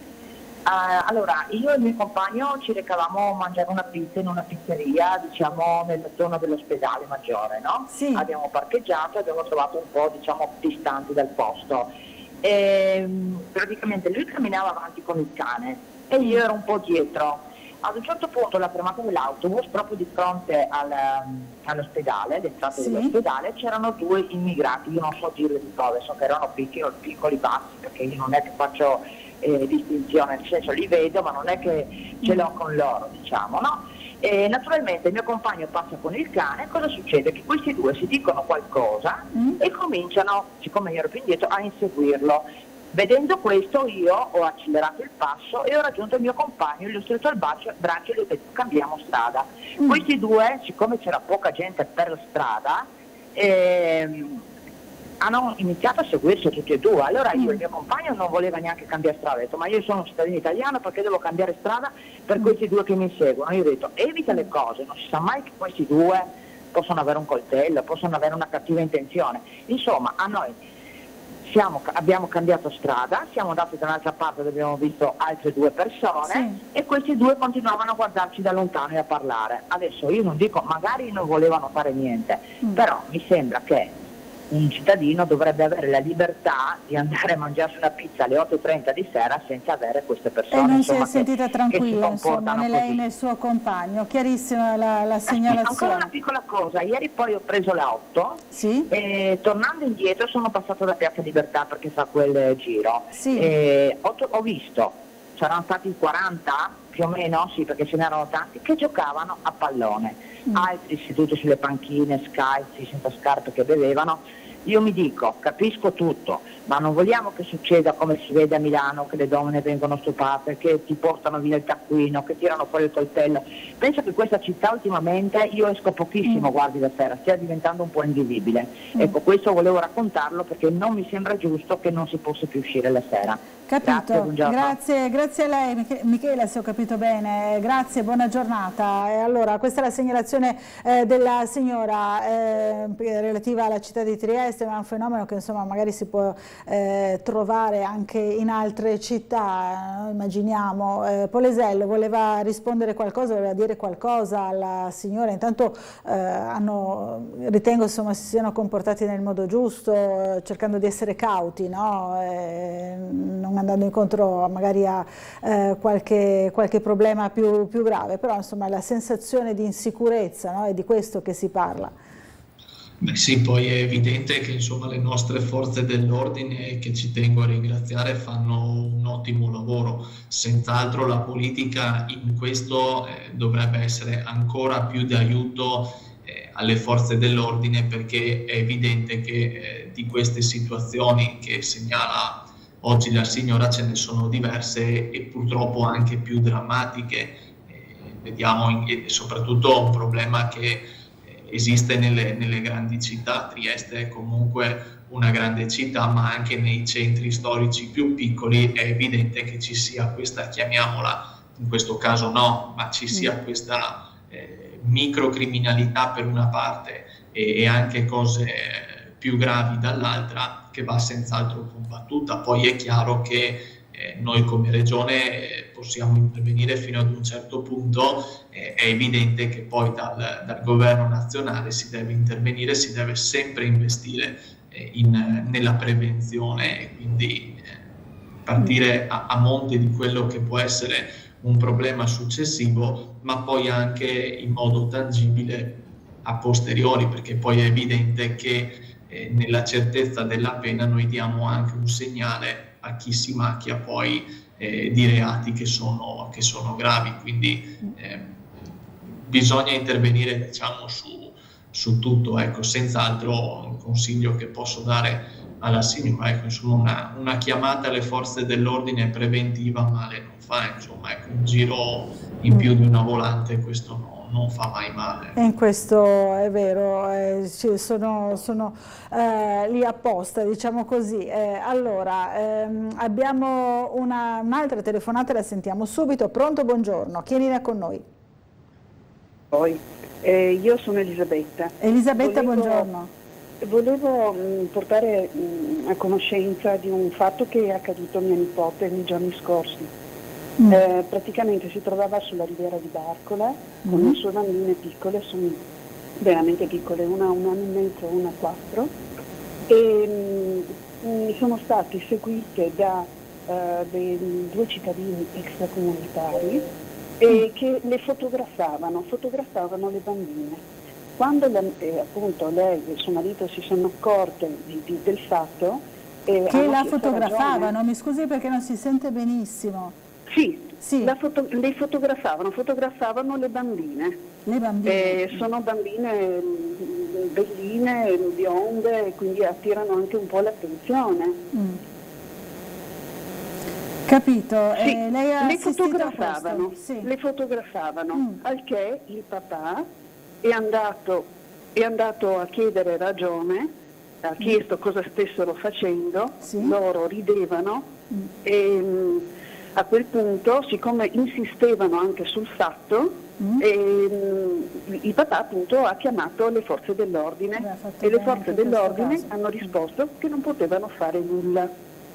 La stessa cosa è accaduta alcuni giorni dopo al Tiare. C'erano sempre due extracomunitari che fotografavano e proprio le filmavano. Ora io penso che sia una cosa, innanzitutto, che se lo facessimo noi sarebbe vietato, che poi venga risposto dal forza dell'ordine che loro non possono fare niente. Ecco, io mi chiedo se effettivamente sia così. Ecco, questa è la mia domanda. Ho capito, Elisabetta, questo fatto naturalmente la preoccupa. Grazie della telefonata e della segnalazione. Ancora un'altra segnalazione da parte di una nostra telespettatrice. Anche in questo caso, insomma, ha fatto bene il papà di quelle bambine a chiamare le forze dell'ordine, però la signora si concentrava sul fatto che la risposta è stata: non possiamo fare nulla, no? Beh, poi è evidente che bisogna dare anche alle forze dell'ordine gli strumenti per poter intervenire. Ecco, adesso non conosco il caso specifico della signora e mi dispiace, insomma, non è senz'altro piacevole ritrovarsi in questa come in altre situazioni. Certo, è evidente che bisogna dare quelli che sono gli strumenti, come dicevo prima, anche di prevenzione per evitare situazioni spiacevoli come questa. Ecco. Allora, un'altra telefonata ancora. Pronto? Buongiorno, c'è qualcuno in linea? No. Allora, è caduta la linea, ci sono delle mail. C'è Andrea che ci scrive ancora sul tema dell'extradoganalità, ferma ai box, dice Andrea. Ad oggi non si è ancora giunti a ciò che serve, ovvero un emendamento al decreto interministeriale del Rio Padova del 2017 che chiarisca che i punti franchi devono uscire dal perimetro del codice doganale unionale e va notificato alla Commissione europea. Entra proprio nello specifico e nel tecnico, Andrea. Ciò che manca è una sollecitazione istituzionale corale che un singolo parlamentare non può imprimere. Per questo propongo che si formi un pool istituzionale di scopo composto da Presidente della Regione, sindaci dei comuni coinvolti, Presidente dell'autorità portuale, Presidente della Camera di Commercio di Trieste Gorizia, Presidente della Confindustria e che ha un incontro ufficiale a Roma presso il Ministero, unitamente al Ministro e ai funzionari dell'Agenzia delle Dogane e Monopoli, chiudano la partita convenendo su una riga di emendamento al decreto di cui sopra per dare forza di legge al comunicato che il Governo successivamente inoltrerà agli uffici di Gentiloni. Insomma, questa è la soluzione ai quesiti che ci ponevano prima due telespettatori, no? In relazione proprio alla questione del Porto Vecchio, alla questione dell'extradoganalità.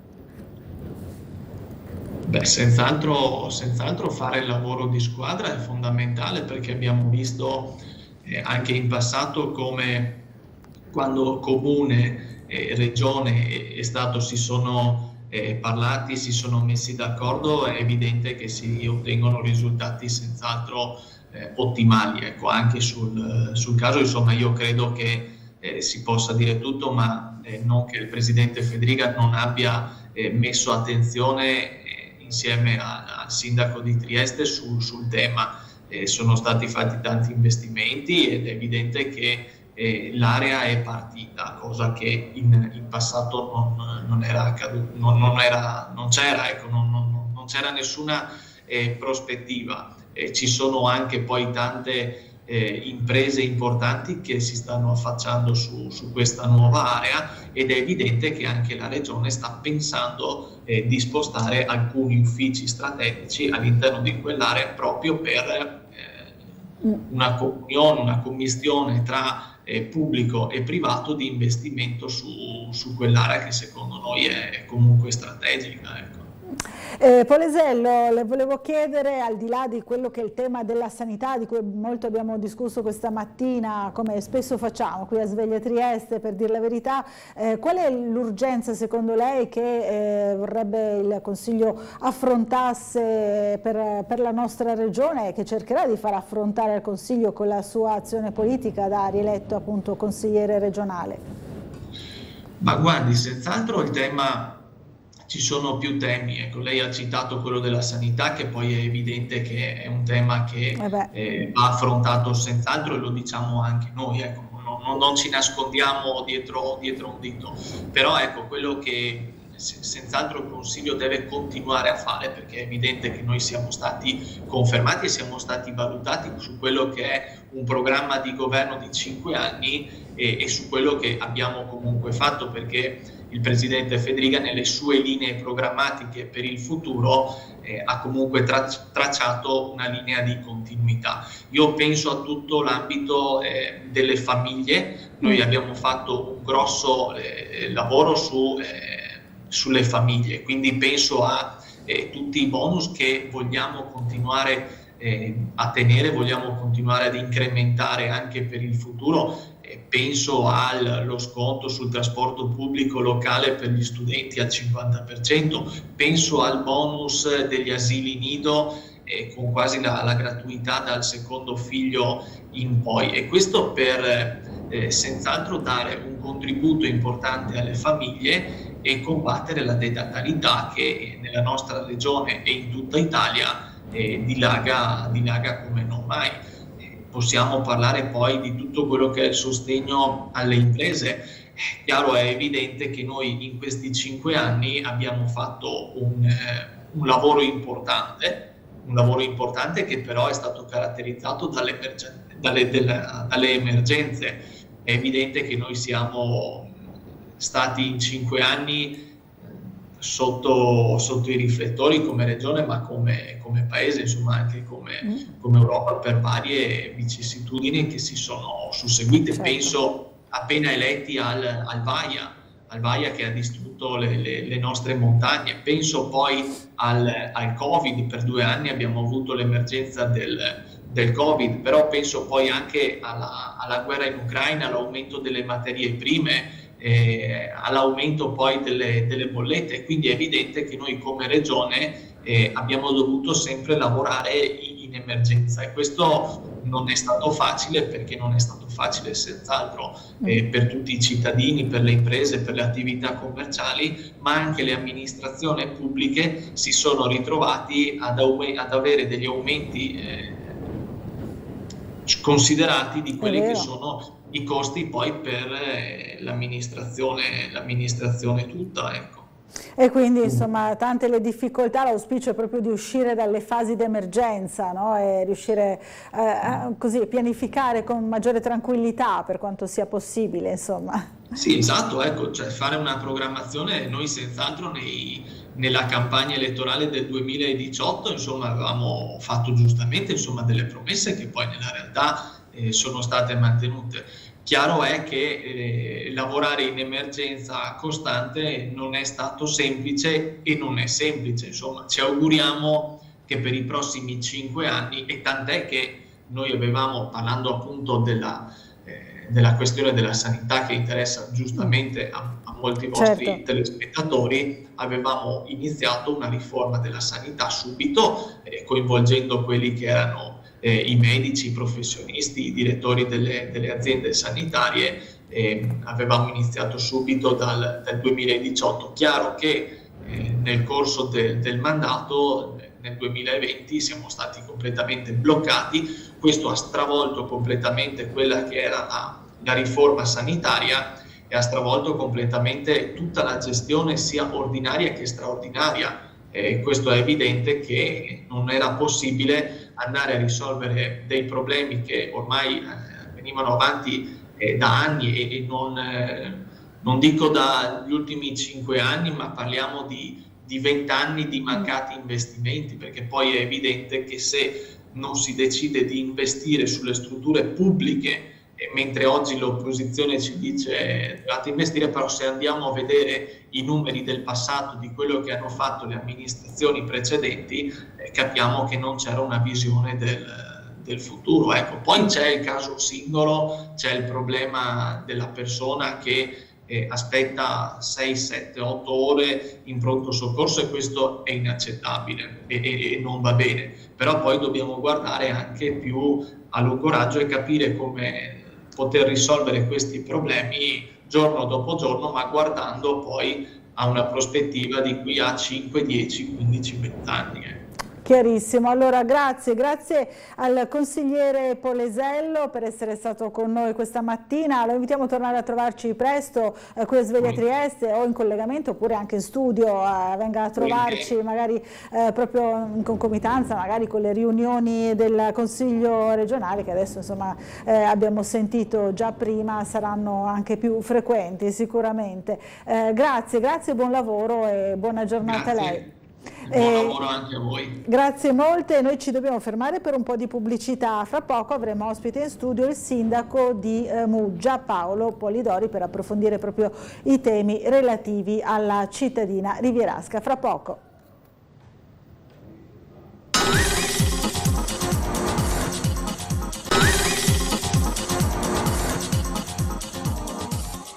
Bentornati a Sveglia Trieste, siamo con il sindaco di Muggia, Paolo Polidori. Buongiorno. Buongiorno sindaco. a tutti, buongiorno Laura. Ben arrivato. Grazie. Allora, anche se magari in questa giornata particolarmente ventosa, no, con la Bora ci sarà stato qualche problema a raggiungerci, le chiedo subito qualche problema di viabilità intanto a Muggia.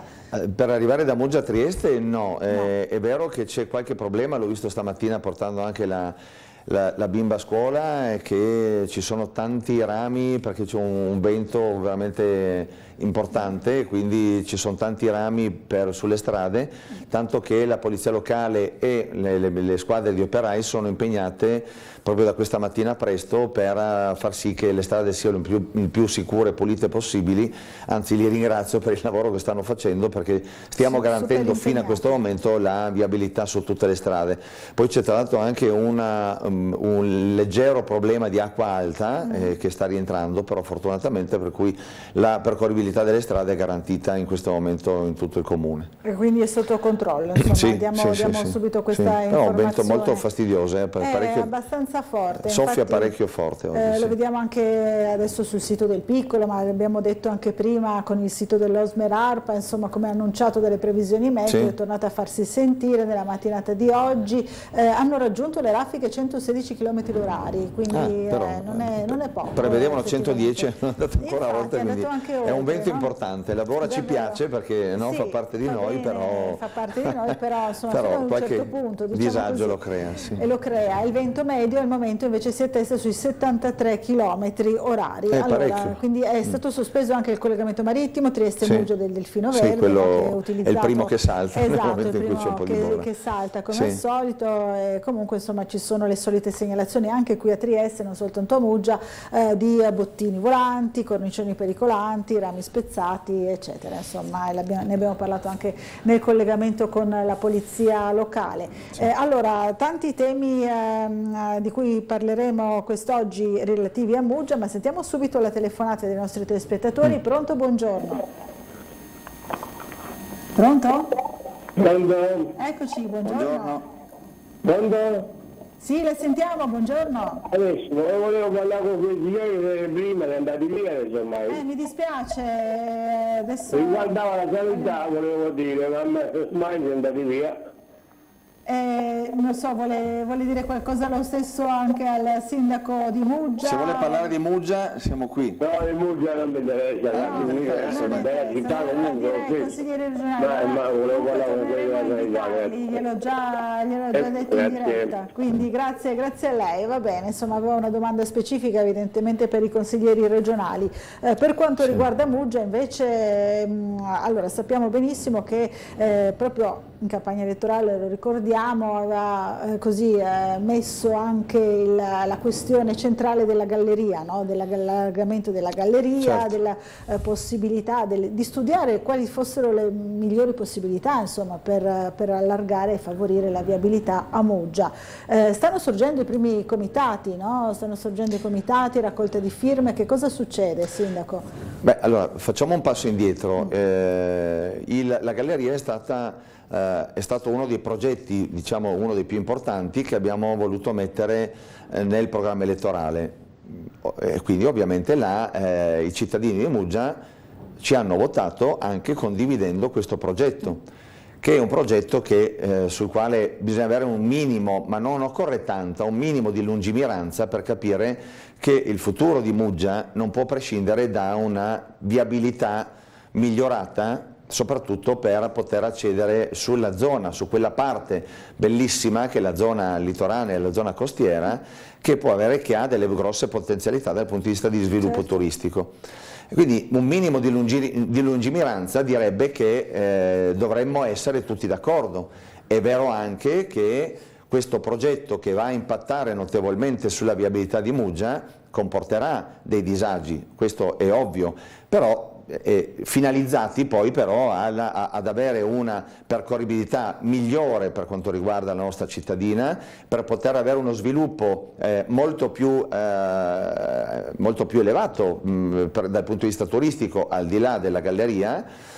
Ma diciamo anche, ultimo ma non ultimo, il fatto che si potrà poi liberare il centro storico nella parte del Mandracchio, dove adesso passa la viabilità, e si potrà fare tutta una zona pedonale, quindi far passare anche una sorta di ciclabile o una ciclopedonale, quindi rendere vivibile, assolutamente ancora più vivibile e molto più bella anche tutta quella parte che oggi ha un impatto comunque dovuto al traffico veicolare. Certo.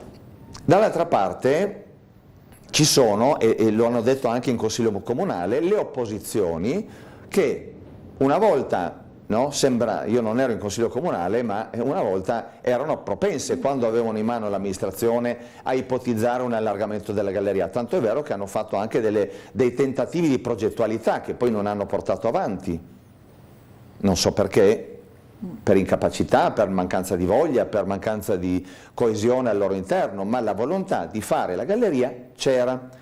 Oggi, visto che l'opposizione sono loro e noi siamo al governo, è cosa tipicamente evidentemente italica, quando uno dice A l'altro dice B, quando uno dice B uno dice A, allora io potrei anche dire guardate sono contrario a galleria, così me li metto dalla mia parte, dicono siamo favorevoli allora perché tu dici B e io dico A e facciamo questa galleria. Non possono screditare, no, poi e contraddirsi rispetto a quello che hanno detto una volta.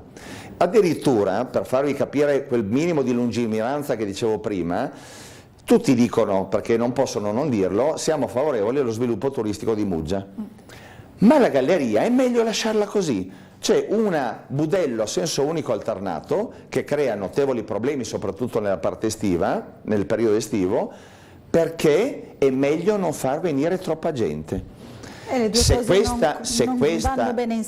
questa è l'opposizione, Dio me ne guardi, perché dire una cosa del genere vuol dire non avere la cognizione di quello che vuol dire sviluppo turistico e sviluppo delle infrastrutture, che devono andare di pari passo. Quindi dire vogliamo una galleria a senso unico alternato che crea problemi sulla quale non hanno mai messo mano, perché la galleria non è messa bene, ma dal 1960 ad oggi non c'è stata una volta se non l'anno scorso con la giunta del sottoscritto che ha fatto i rilievi per capire che cosa c'è al di sopra della galleria. Bene, avere un manufatto del genere non sicuro, che ha bisogno comunque di grosse manutenzioni e la volontà di tenerlo così perché non si vuole che arrivi troppa gente, beh allora veramente da questa opposizione veramente bisogna stare ben lontani. Adesso stanno veicolando, diciamo, raccolte firme, ma soprattutto non è il fatto della raccolta firme che spero che sia apolitica e apartitica, ma stanno facendo raccogliere firme su informazioni completamente false, e non dico errate, dico false, perché su presupposti di documenti e di progetti che non ci sono ancora, perché stiamo parlando del progetto di fattibilità tecnico-economica, sottoscritto dai cittadini che dicono vogliamo sapere cosa dice il progetto di fattibilità tecnico-economica. Bene, il progetto non c'è perché lo stanno elaborando, quindi di cosa si vuole parlare? Perché hanno fatto la richiesta di un consiglio comunale dove si parlerà di questo quando questo non c'è? Perché questo significa che io non posso dire ma il Palazzo Zaccaria verrà abbattuto o no, non lo posso dire, perché non lo so e non posso fino a quando non c'è una progettazione che mi dice che cosa si vuole fare. No?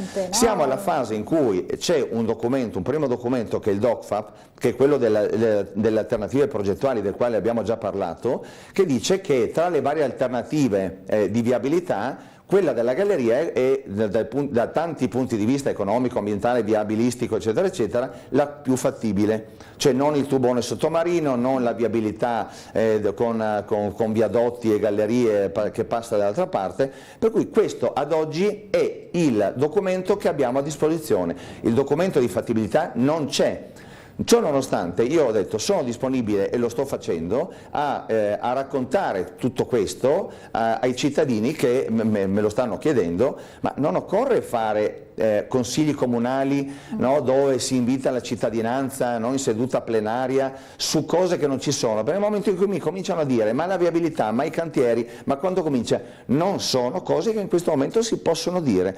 Le amministrazioni vanno avanti per atti e questo atto non c'è. È bene che se lo mettano bene in testa, perché quando veicolano e creano allarmismo alla popolazione facendo fare raccolte di firme su presupposti sbagliati, ma questo i cittadini non lo possono sapere, ma loro devono avere una responsabilità su quello che dicono e mettere in giro delle notizie false, tendenziose e strumentali è pericoloso per la credibilità che poi hanno, perché poi alla fine io smentisco in tutti i modi da una parte e informo in tutti i modi dall'altra. Sono sempre stato e sempre sarò disponibile con tutti, ma l'agenda la facciamo noi, amministrazione, non la fanno loro le opposizioni, per informare i cittadini. Su questo tema proprio delle strumentalizzazioni o comunque dell'allarmismo che viene creato da alcune notizie che escono, l'ha riferito anche a un'altra vicenda mulgesana che è relativa a Punta Olmi, ma ne parliamo fra poco perché abbiamo una telefonata. Questa è ancora peggio, se vogliamo. Ancora peggio, dice il sindaco. Allora, sentiamo. Allora, caduta la linea, possiamo parlare proprio di Punta Olmi. Punta Olmi è la zona, insomma, sopra il Molo T, possiamo dire così? Sì, quella che va, diciamo, dal bagno della polizia fino a Punta Olmi. Una splendida zona con la traversata mulgesana, dove ci sono anche particolari attenzioni dal punto di vista naturalistico. Ma vorrei partire da questa considerazione. Il piano regolatore vigente, cioè non l'abbiamo toccato noi, ma risale al 2015 se non sbaglio, quindi fatto dalle opposizioni, in questo momento... Dalle attuali opposizioni, no? Quelle che governavano la città. C'era anche il PD, c'era comunque tutta la sinistra, quindi l'hanno fatto loro e in questo momento il piano regolatore che hanno fatto loro dice che possono essere costruiti 33.000 metri cubi in quella zona, in una fascia compatta, cioè non in maniera coordinata e scrupolosa dell'ambiente, no? Una zona compatta, una fascia compatta, e 33.000 metri cubi su una fascia compatta vuol dire una sola parola: cementificazione. Questo loro l'hanno fatto, e se in questo momento il privato, perché quella è una zona privata, acquistata da un privato, che in questo momento dice: bene, a piano regolatore vigente io mando avanti un piano attuativo dove l'amministrazione comunale non può dire assolutamente nulla, e anche questo i cittadini devono saperlo, non può dire assolutamente nulla a piano vigente, e si fa una fascia di cementificazione che quella sì avrebbe un impatto enorme sul territorio. E allora anche qui è pericoloso, per quanto riguarda l'opposizione, portare avanti allarmismi di questo genere su progetti che non sono stati ancora condivisi dall'amministrazione comunale, perché c'è un percorso dove la fase decisionale deve ancora venire. In questo momento ci sono dei privati che stanno proponendo dei progetti che si integrano nel territorio con la salvaguardia dell'ambiente, con la tutela e la cura dell'ambiente, perché ad oggi quella zona lì è stata mandata allo sbaraglio, cioè non è curata. Una volta lì c'erano campi coltivati, ma avremo anche delle foto da mostrare un giorno. Negli anni 50 quella zona era completamente coltivata, per cui non mi si venga a dire che c'erano delle foreste primordiali, no? Perché non c'erano foreste, quelle sono dovute all'abbandono progressivo dell'agricoltura e quindi alla sostituzione con prima prati e poi alla fine sono diventate foreste, ma che risalgono alla fine degli anni 50. Quindi a fronte di quello che potrebbe fare il privato oggi, che vuol dire cementificazione, proprio lo sottoscrivo, lo metto in caratteri grandi, no? Perché la gente possa comprendere il tipo di menzogne che sta dicendo questa opposizione, dall'altra parte contrapposta a una progettualità che è ancora in evoluzione, perché ci sono anche delle fasi in cui ci sarà la conferenza dei servizi, ci sarà la condivisione poi con, soprattutto prima lo stiamo facendo anche i consigli di maggioranza, e la popolazione, perché ci sarà una fase in cui ci sarà questa divulgazione, se ci saranno progetti che poi saranno condivisi con l'amministrazione, di portare avanti questa progettualità. Adesso siamo in quest'altra fase. È ovvio che i principi li abbiamo sanciti adesso, non cementificazione, l'abbiamo già definito con una delibera di principi, che è il primo documento per la variante del piano regolatore, e dopodiché sarà da approfondire tutte le fasi. Ovviamente i principi resteranno quelli della salvaguardia dell'ambiente, della fruibilità del territorio da parte dei cittadini, perché pur essendo area privata noi cercheremo di fare in modo come amministrazione di far fruire i cittadini di quella bellissima zona, che potrebbe anche ipoteticamente essere interdetta Anche questo bisogna saperlo, perché un'area privata non ci sono servitù, non ci sono passaggi, non ci sono diritti acquisiti, e in questo momento il privato, volendo, potrebbe anche chiudere la zona e dire questa è proprietà privata, non si passa. E questo lo sanno i cittadini, questo lo dice l'opposizione, ha il coraggio di dirlo all'opposizione, ha il coraggio di dire che nel 2015 hanno fatto loro, hanno messo i presupposti per la cementificazione? Cari cittadini di Muggia, queste cose dovete saperle. Allora, dobbiamo fermarci per un po' di pubblicità, ci rivediamo subito dopo, ancora in compagnia del sindaco di Muggia, Paolo Polidori.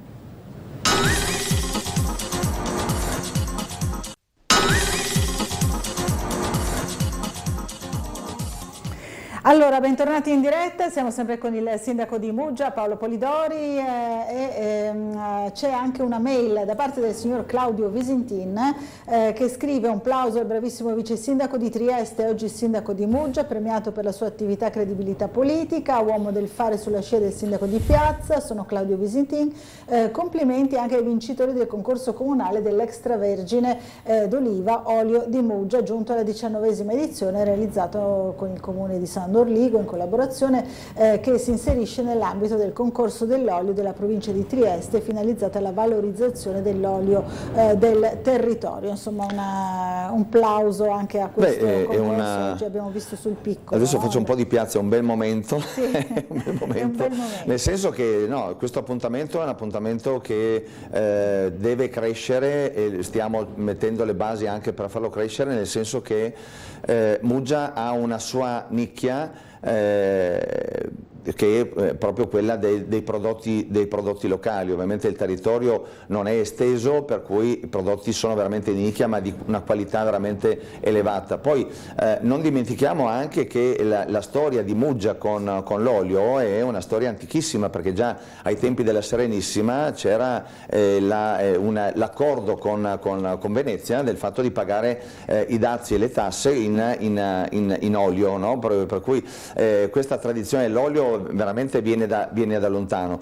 La volontà da parte dell'amministrazione di sviluppare la conoscenza dei prodotti a chilometro zero del nostro territorio poi si tradurrà anche nel fatto che alcune attività che stanno per aprire, non dico altro, saranno comunque concentrate sulla vendita di prodotti del territorio, quindi l'olio di Muggia, il vino di Muggia e il pesce di Muggia, e quindi darà una caratterizzazione dal punto di vista turistico, visto che noi vogliamo il turismo e altri no, basta che non arrivi troppa gente, no? Teniamo tranquille le opposizioni, basta che non arrivi troppa gente, però sarà incentrato su questo sviluppo qui. Allora, abbiamo delle immagini del maltempo, ne abbiamo parlato poco fa, adesso sì, ti ho mandato una ora. Queste no. Onda, però ci sono delle onde davvero impressionanti, dovute proprio alla bora, sono state girate davvero pochissimi minuti fa, poi vedremo anche quelle che ci ha mandato il sindaco di Muggia. Maltempo, tante segnalazioni da parte anche dei cittadini. Qui vediamo appunto dal nostro punto di vista privilegiato, no? Che è la nostra sede di Tele4, vediamo la situazione. C'è la diga che è sotto attacco praticamente. Infatti sembra davvero sotto attacco, almeno questa è l'impressione da questa prospettiva. Le onde sono altissime, la bora è molto forte. Abbiamo già detto prima che si è toccata la velocità di 116 chilometri orari, che era attesa per maggio poi tra l'altro è molto inusuale. È molto inusuale, nonostante i Santi degli Azzo che insomma erano in questi giorni, però credo siano finiti anche quelli, quindi è proprio davvero un fenomeno non consueto. Poi ci sono i soliti, naturalmente le solite segnalazioni di rami spezzati un po' in tutta la città, anche a Muggia, l'abbiamo sentito poco fa dal sindaco Polidori, poi di cassonetti che se ne vanno un po' in giro, insomma, per i consueti cassonetti appunto vaganti. È la scena caratteristica quella, no? La scena caratteristica di Trieste. Le file di motorini buttati giù. Le file di motorini, e vediamo anche, ecco qui, Good Morning Muggia, il sindaco Polidori ci ha inviato anche questa foto di un albero caduto e di una strada bloccata. Con la polizia locale già presente. Con la polizia locale già presente, quindi qui dove siamo lo vogliamo ricordare. Quello non me l'hanno detto, perché non ho riferimenti se non gli alberi, per cui sembra, infatti, non sono riuscito a vederla bene. Non ci sono altri riferimenti, adesso cercheremo di capirlo, però insomma la polizia locale è già in azione naturalmente. Poi possiamo vedere anche altre foto, però dobbiamo cambiare schermata, ecco, per poterle far vedere, perché ci sono altre segnalazioni da parte dei nostri telespettatori, in particolare credo nella zona di via Cantù, in vicolo del Castagneto. Strada bloccata e parte di un'impalcatura pericolante. Qualche minuto prima gli studenti del Volta entravano nell'istituto, quindi una tragedia sfiorata per colpa della bora. Sono stati chiamati gli agenti della polizia locale e al momento risulterebbero ancora in attesa questi cittadini che hanno segnalato questa situazione. Possiamo vedere anche l'immagine, eccola qui,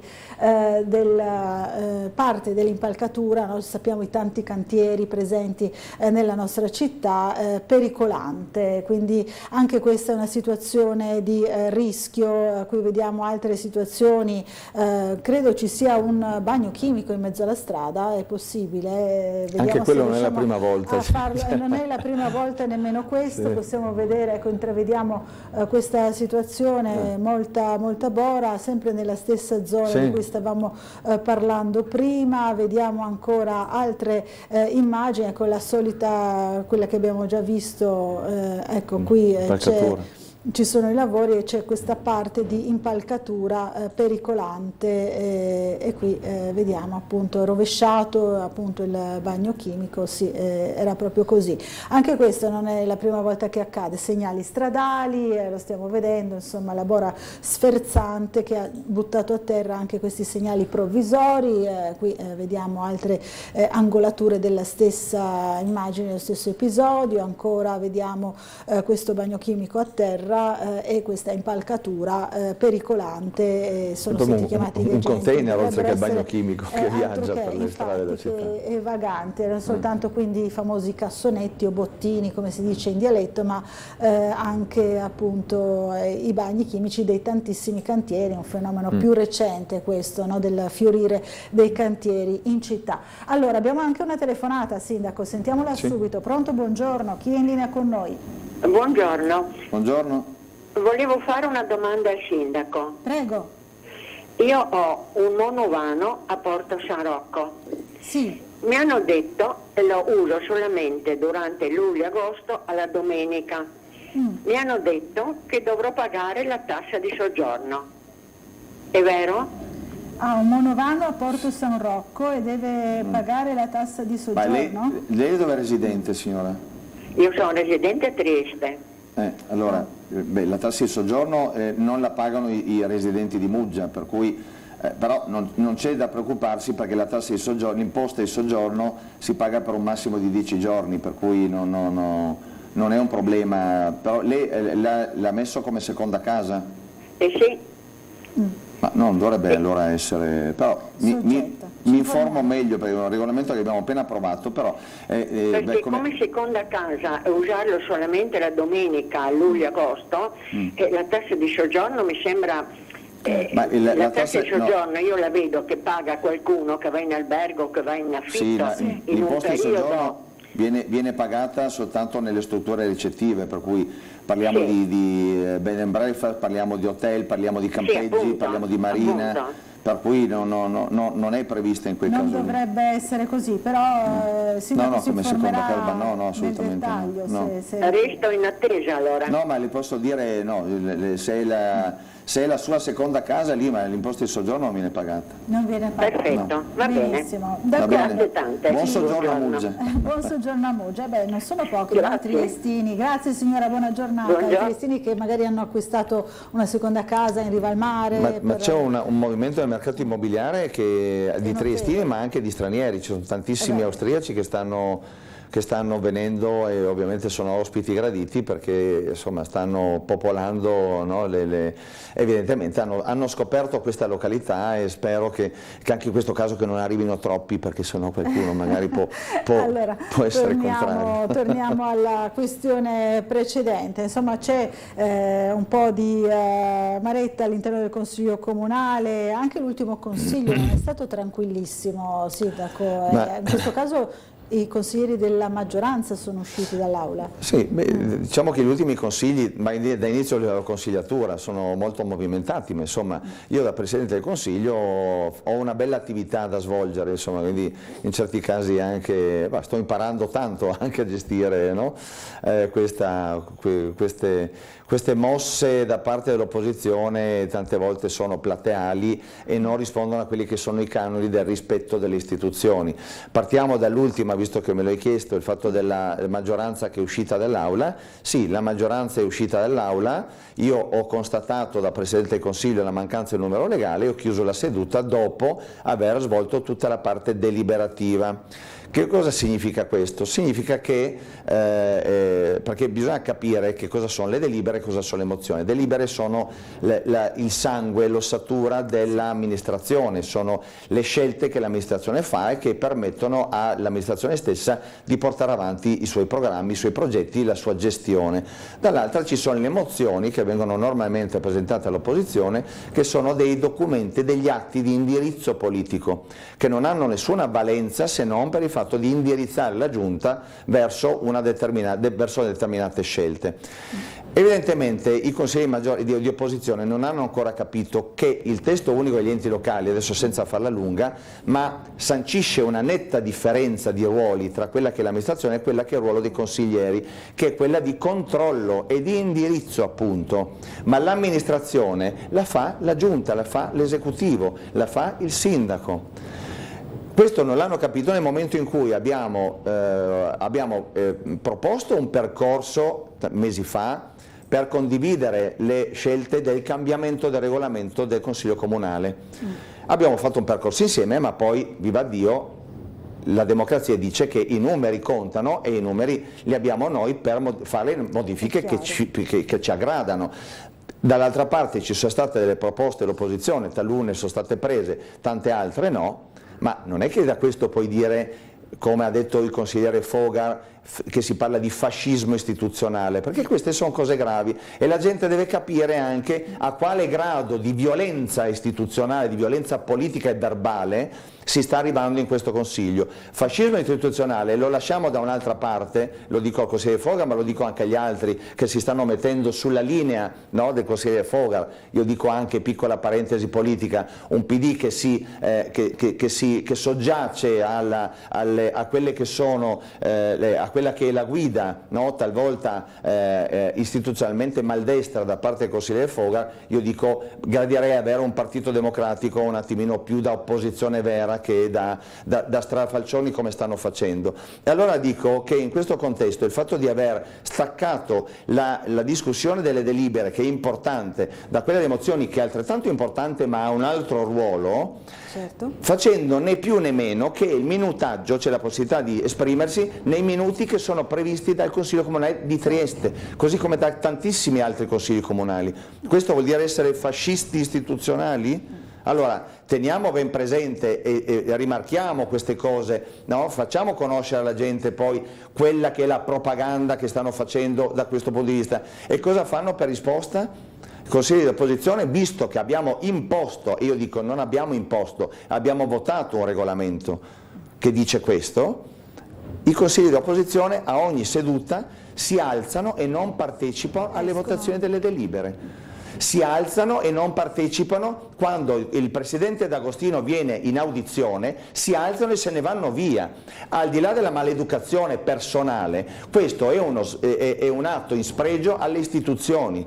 Questo è vilipendere e offendere le istituzioni e questo non è tollerabile. Allora fate opposizione, fatela in un altro modo, ma non fate un'opposizione così becera e così inconcludente e così anti-istituzionale come la state facendo. Allora, questa è la replica. Scusami, ma c'è però ci vuole. E quindi scusa, chiude il discorso, la maggioranza si è alzata proprio per dare un segnale forte all'opposizione. Io spero che da adesso in poi ci si reincanali verso una trattazione dei consigli più meritevole dal punto di vista proprio del rispetto istituzionale.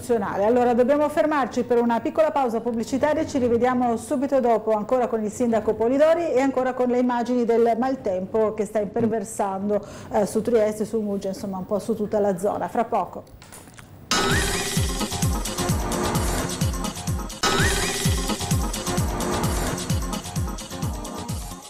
Bentornati ancora a Sveglia Trieste, siamo in compagnia del sindaco Paolo Polidori, sindaco di Muggia, e stiamo parlando sia delle problematiche della cittadina di Muggia sia del maltempo, no? Della bora forte che sta imperversando su tutto il golfo. Abbiamo visto le immagini girate poco fa dai nostri operatori dalla terrazza di Tele4 e abbiamo viste queste immagini con le onde molto alte, no? Adesso non so se sarà possibile rivederle insieme, le onde altissime che coprivano la diga. Adesso vedremo se riusciremo a farvele rivedere come immagine. Eccole qui, davvero onde altissime, la bora che soffia, è abbastanza impressionante. E dicevamo prima con il sindaco di Muggia che anche a Muggia c'è il problema di un po' di acqua alta, no? Oggi è sotto controllo, ma comunque il fenomeno si è ripresentato, quell'acqua alta un po' anomala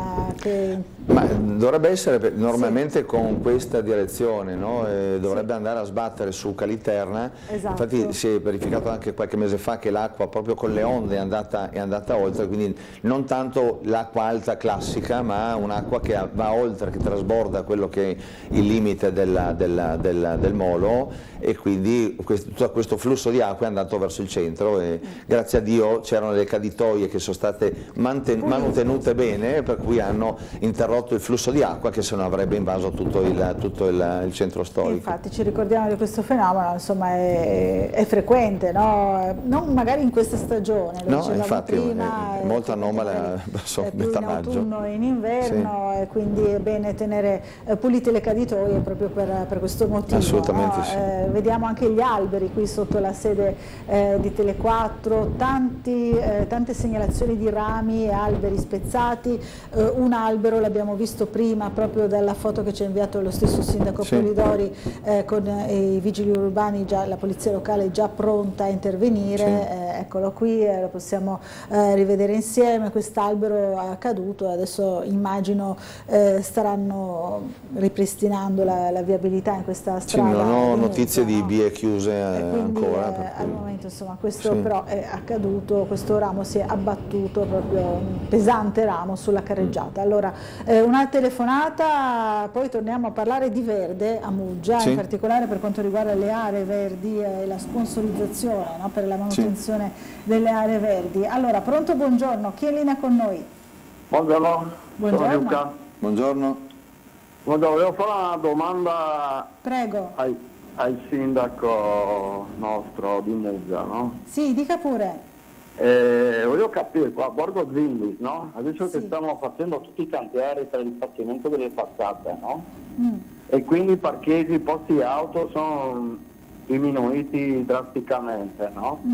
Ho notato negli anni che ci sono diverse macchine ferme.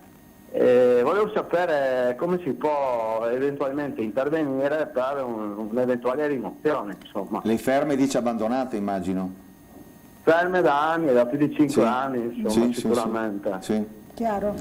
E quindi vorrebbe insomma fare un po' di pulizia messa in ordine. Che la mancanza di poste fisiologiche ormai, e quindi queste macchine qua secondo me andrebbero rimosse, ecco, nella mia... Certo. nella mia idea è quello. Chiaro, certo. Grazie della segnalazione. Grazie. Buona Grazie giornata. a voi. Allora, Buongiorno. Borgo Zindis, Buongiorno. posti auto carenti. Sì, allora intanto eccetera. per quanto riguarda i cantieri, sia a Zindis ma anche in via D'Annunzio, a Muggia, ci sono parecchi cantieri aperti da parte dell'Ater, che da una parte ovviamente fa parte di quelle opere, no, che sono necessarie, perché poi si avranno dei palazzi rifatti con le facciate più belle, no, magari con i cappotti, no, quindi più coibentate, però c'è il periodo ovviamente del cantiere che porta dei disagi, perché toglie effettivamente dei posti auto. Lì ho tra l'altro anche interloquito con il presidente Novacco dell'Ater, dicendo appunto di fare attenzione il più possibile ovviamente per non impattare troppo sui posteggi che sono carenti sia in centro sia a Zindis.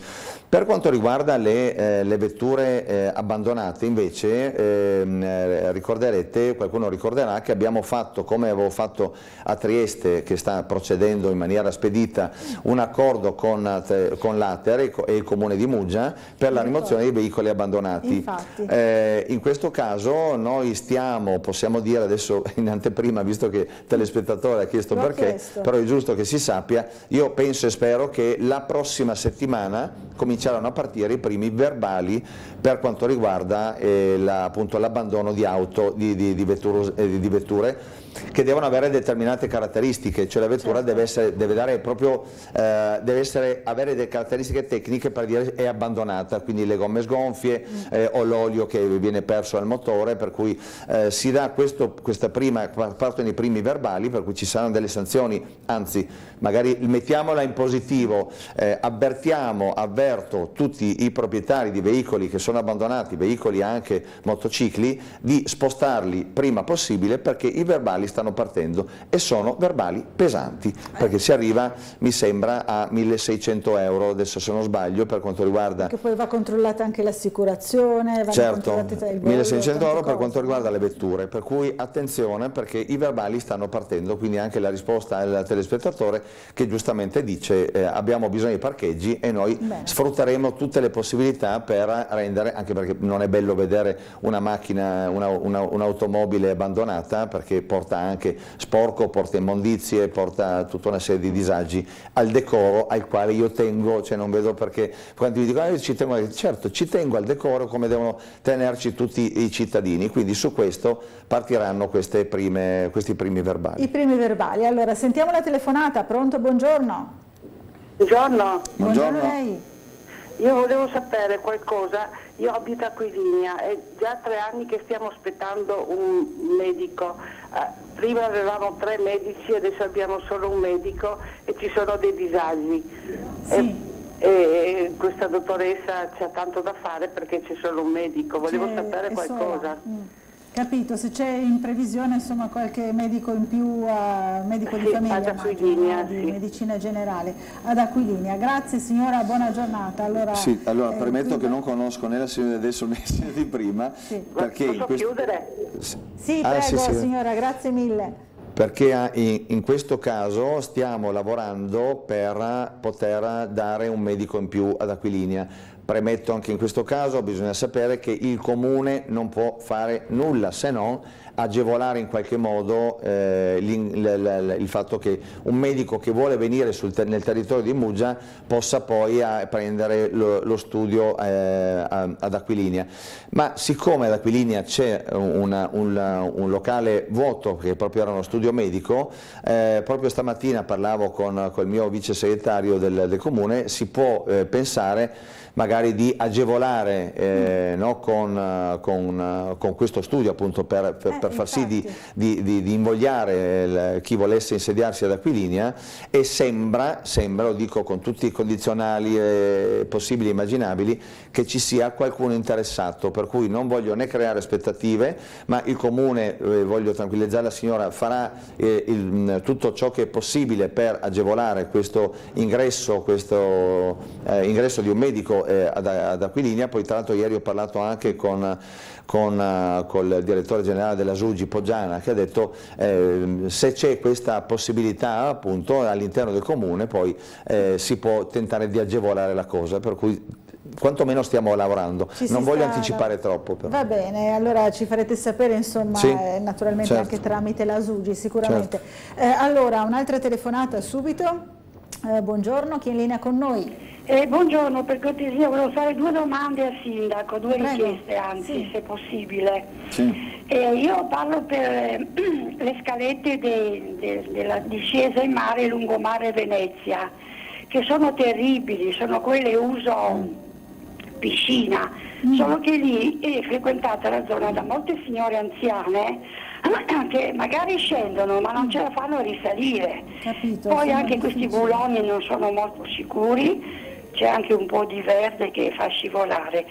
Non sarebbe possibile farle come quelle fatte ad Acquario o quelle fatte a Trieste? E poi un'altra cosa, qui lungomare proprio, vicino anche al bagno San Rocco, le macchine arrivano come se fosse una pista di Formula 1, uno mette giù il piede dal marciapiede e deve rimetterlo di corsa perché altrimenti sparisce il piede. Magari si potrebbero mettere quelle strisce appunto fatte bianche che leggermente possono dissuadere questa velocità eccessiva, che non sono quelle gobbe che possono dare fastidio, ma quelle bianche un minimo potrebbero essere fattibili. Ci si accorge che si sta andando troppo forte, insomma, perlomeno. Grazie signora, buona giornata. Anche a voi, grazie. Grazie, buongiorno. Allora, della scaletta lo so, ma devo dire, ahimè, non ho in questo momento la risposta, domani andremo a fare, perché ci sono talmente tante cose da fare a Muggia, e io lo dico senza tema di smentita, dovute a una mancanza di manutenzione nei tanti anni passati di amministrazioni precedenti, per cui questa della scaletta, conosco la situazione, poi tra l'altro sul lungomare Venezia c'è anche un masso che mi hanno detto che è pericoloso e quindi bisognerebbe, però capite, non è facile mettere mano a tutto subito. Per quanto riguarda la sicurezza stradale, c'è da dire sempre, c'è il codice della strada che dice che i dissuasori non possono essere messi perché c'è la questione dei mezzi di soccorso, per cui in una zona così c'è la possibilità di mettere sì quelle strisce in rilievo, però c'è anche il contro è che poi queste fanno rumore, e il passaggio continuo di automobili, non penso che forse durante il giorno potrebbe anche disturbare i bagnanti sul lungomare, ma soprattutto di sera e soprattutto d'estate, quando magari si dorme con le finestre aperte, tutti gli abitanti delle case dall'altra parte della strada avrebbero un rumore continuo e costante, no? Proprio continuo, dovuto al fatto che i pneumatici passano a una velocità più o meno sostenuta e quindi fanno un rumore continuo, e questo ovviamente è deleterio per il riposo sacrosanto anche dei cittadini, per cui bisogna anche sapere queste cose per capire poi i costi e benefici, no? Sicuramente da questo punto di vista ho intenzione anche in quelle zone di aumentare quelli che sono i controlli sulla velocità, quindi sicuramente col telelaser andremo a fare dei controlli spero più accurati anche durante la stagione estiva su tutto il lungomare. Allora, altre domande da parte dei telespettatori. Nevio chiede al sindaco di Muggia: non si potrebbe ripristinare la strada adiacente ex Aquila a 2 sensi per evitare l'alta marea del porticciolo? Cosa avete intenzione di fare? Mentre Sara chiede sempre al sindaco di Muggia: vorrei sapere se c'è in progetto di installare colonnine per la ricarica delle auto elettriche a Muggia, insomma. E poi invece Corrado dice: chiedo gentilmente se oggi l'Ovovia è aperta o devo prendere l'auto, ovviamente in relazione alla Bora. Facciamo una su Muggia se vuole, magari domani si apre. Domani si apre. No, non ho capito la viabilità dell'area ex Aquila. Che torni a doppia, no, sono due domande, credo, non c'era una separazione, ma credo siano 2 domande. Allora, questa è una domanda complessa in realtà, perché c'è tutta la parte che inizia dall'ingresso nel comune di Muggia, quindi dalla curva, quella dopo Autamarocchi per intendersi, ex area Teseco, fino alla fine, quindi all'area Edison, quindi alla fine della discesa, dopo inizia il tiro a volo per intendersi. Una volta era a doppio senso, adesso è a senso unico. Quello che dice il telespettatore è una domanda complessa, perché lì ci sono investimenti anche col PNRR sui quali stiamo proprio interloquendo con l'autorità portuale quindi col Presidente Agostino, per vedere come sistemare la viabilità proprio all'ingresso di Aquilinea. Per entrare a Muggia è una cosa molto complessa sulla quale varrà a spendersi nel momento in cui i progetti, che sono premente quasi a buon punto se non terminati, ovviamente, ma lo vorrei fare anche con l'autorità portuale, si ha tutta un'idea di ingresso anche ad Aquilinea, quindi bypassare il centro abitato di Aquilinea proprio utilizzando quella viabilità interna, e permettere poi anche in un futuro di avere un'ipotesi di doppio senso ingresso e uscita da Muggia proprio nella strada provinciale 14, quindi che sarà una delle direttrici principali di Muggia. Su questo il discorso è complesso, però ci stiamo lavorando e stiamo valutando, e quindi sia col Comune di Muggia che con l'autorità portuale e col COSELAC per tutte le zone fino a Noghere, per vedere come sviluppare la viabilità futura per Muggia.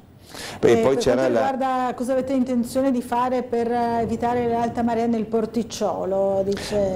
Allora, per l'alta marea vi ricordate che avevamo in ipotesi quel sistema con quelle paratie mobili e autobloccanti, lo faremo una sperimentazione in maniera, perché lì c'era un'ipotesi di dover mettere una barriera tale da dover spendere circa 50.000 euro. È ovvio che vale la pena nel momento in cui abbiamo la sicurezza che questo funziona, ma ho preferito e preferisco fare una dimostrazione, anche questa in anteprima la possiamo dire, a breve, bloccando praticamente da un palazzo all'altro, quindi in un arco di una decina di metri al massimo, di mettere queste paratie, di fare una prova con degli idranti, con dell'acqua, e vedere se queste possono tenere. A quel punto questo sarebbe il via libera per ovviamente fare tutta la barriera, almeno cominciare con il Mandracchio. Colonnine per le auto elettriche? Colonnine per le auto elettriche, anche qui abbiamo passato una delibera di giunta dove si farà un avviso pubblico, quindi il primo passo per poi poter far intervenire i privati. Abbiamo già individuato le zone, le prime zone dove poter mettere le colonnine, per cui anche su questo ci sarà un avviso a breve, non so dire quando di preciso, ma da lì la procedura è aperta e andrà verso appunto l'installazione delle colonnine. Allora, abbiamo una telefonata, la sentiamo. Intanto se crede la regia possiamo anche rimandare le immagini della Bora, che erano piuttosto suggestive, quelle appunto dall'alto del nostro terrazzo, eccole qui, delle onde molto alte che stanno colpendo la diga, quasi coprendo la diga, possiamo dire. Allora, pronto, buongiorno, c'è qualcuno in linea con noi? Buongiorno. No, non sento nessuno, deve essere caduta la linea. Allora c'è ancora però una domanda da parte di una telespettatrice che si chiama Renata, dice: mio figlio tra poco con la sua famiglia si trasferisce da Trieste, zona Altura, a Muggia, zona Riospo. Sono sicura sia un cambiamento in meglio, confido nel sindaco e nella sua attenzione alle esigenze di bimbi e genitori. Immaginiamo anche per quanto riguarda il verde, no? In quella zona è previsto qualcosa? Zona proprio Riospo. Sì, zona Riospo potrebbe essere, diciamo, località Farnei, posso immaginare, sono l'unica parte abitata, è tra l'altro una bellissima zona, c'è uno splendido panorama, quindi sicuramente migliorativo da Altura a lì è un'ottima scelta. Diciamo che anche per quanto riguarda tutta l'infrastrutturazione, poi in zona stiamo facendo, ricordo, via del Serbatoio, che è una delle vie che era più accidentata di Muggia e sulla quale ci eravamo spesi anche in campagna elettorale, promettendo, in questo caso si può dire promessa mantenuta, stiamo mettendo mano a una via molto ma molto difficoltosa dal punto di vista del rifacimento del manto stradale e del sottomanto. Su quella zona ci sono delle prospettive, se parliamo di ingresso di Muggia, io sono sempre sulla rotatoria che sto aspettando, che c'è una burocrazia enorme, perché lì in mezzo c'è l'EDR, la paesaggistica, c'è la Cegas che deve fare, ora spero vero che presto anche lì si farà lo scavo per quanto riguarda il sistema di irrigazione, per cui anche lì verrà messa a posto una rotatoria che in questo momento lascia veramente molto a desiderare, con scelte che non vado a dissertare per quanto riguarda quel fossato enorme che c'è, e per fare quel fossato hanno dovuto mettere un guardrail alto 1 metro, che veramente è un obbrobrio. Ma parliamo di zona vicino, per esempio quella del parco dell'Ospo, no? Anche Fidolido, denominato anche Fidolido, sulla quale c'è stato anche negli ultimi tempi, sono stati lanciati strali, critiche da parte dei cittadini che dicevano che l'erba effettivamente era alta così, cioè tipo savana, dovuta alle tante piogge e al caldo anche che, no, intermittente alle piogge, che ha fatto crescere in maniera esponenziale. Ma lì non c'è stato ritardo tanto per il maltempo quanto per la necessità obbligatoria di fare le caratterizzazioni del sottosuolo.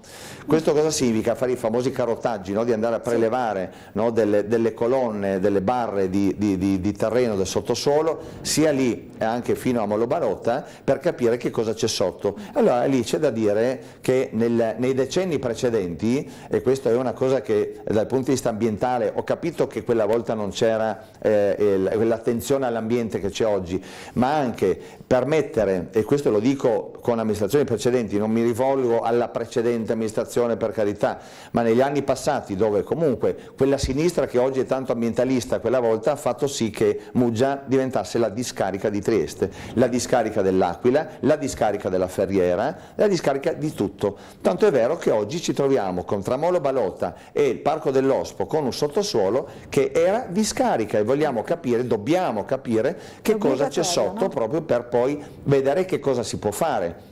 Che cosa si può fare? Beh, il Parco dell'Ospo è bellissimo così, e va mantenuto nel verde, perché è una zona apprezzatissima dai muggesani, tra l'altro è l'unica zona verde sul mare, direttamente sul mare, non ce ne sono molte, no? A prescindere dal fatto che la zona non è balneabile, ma questo si sa che poi, e non dico altro.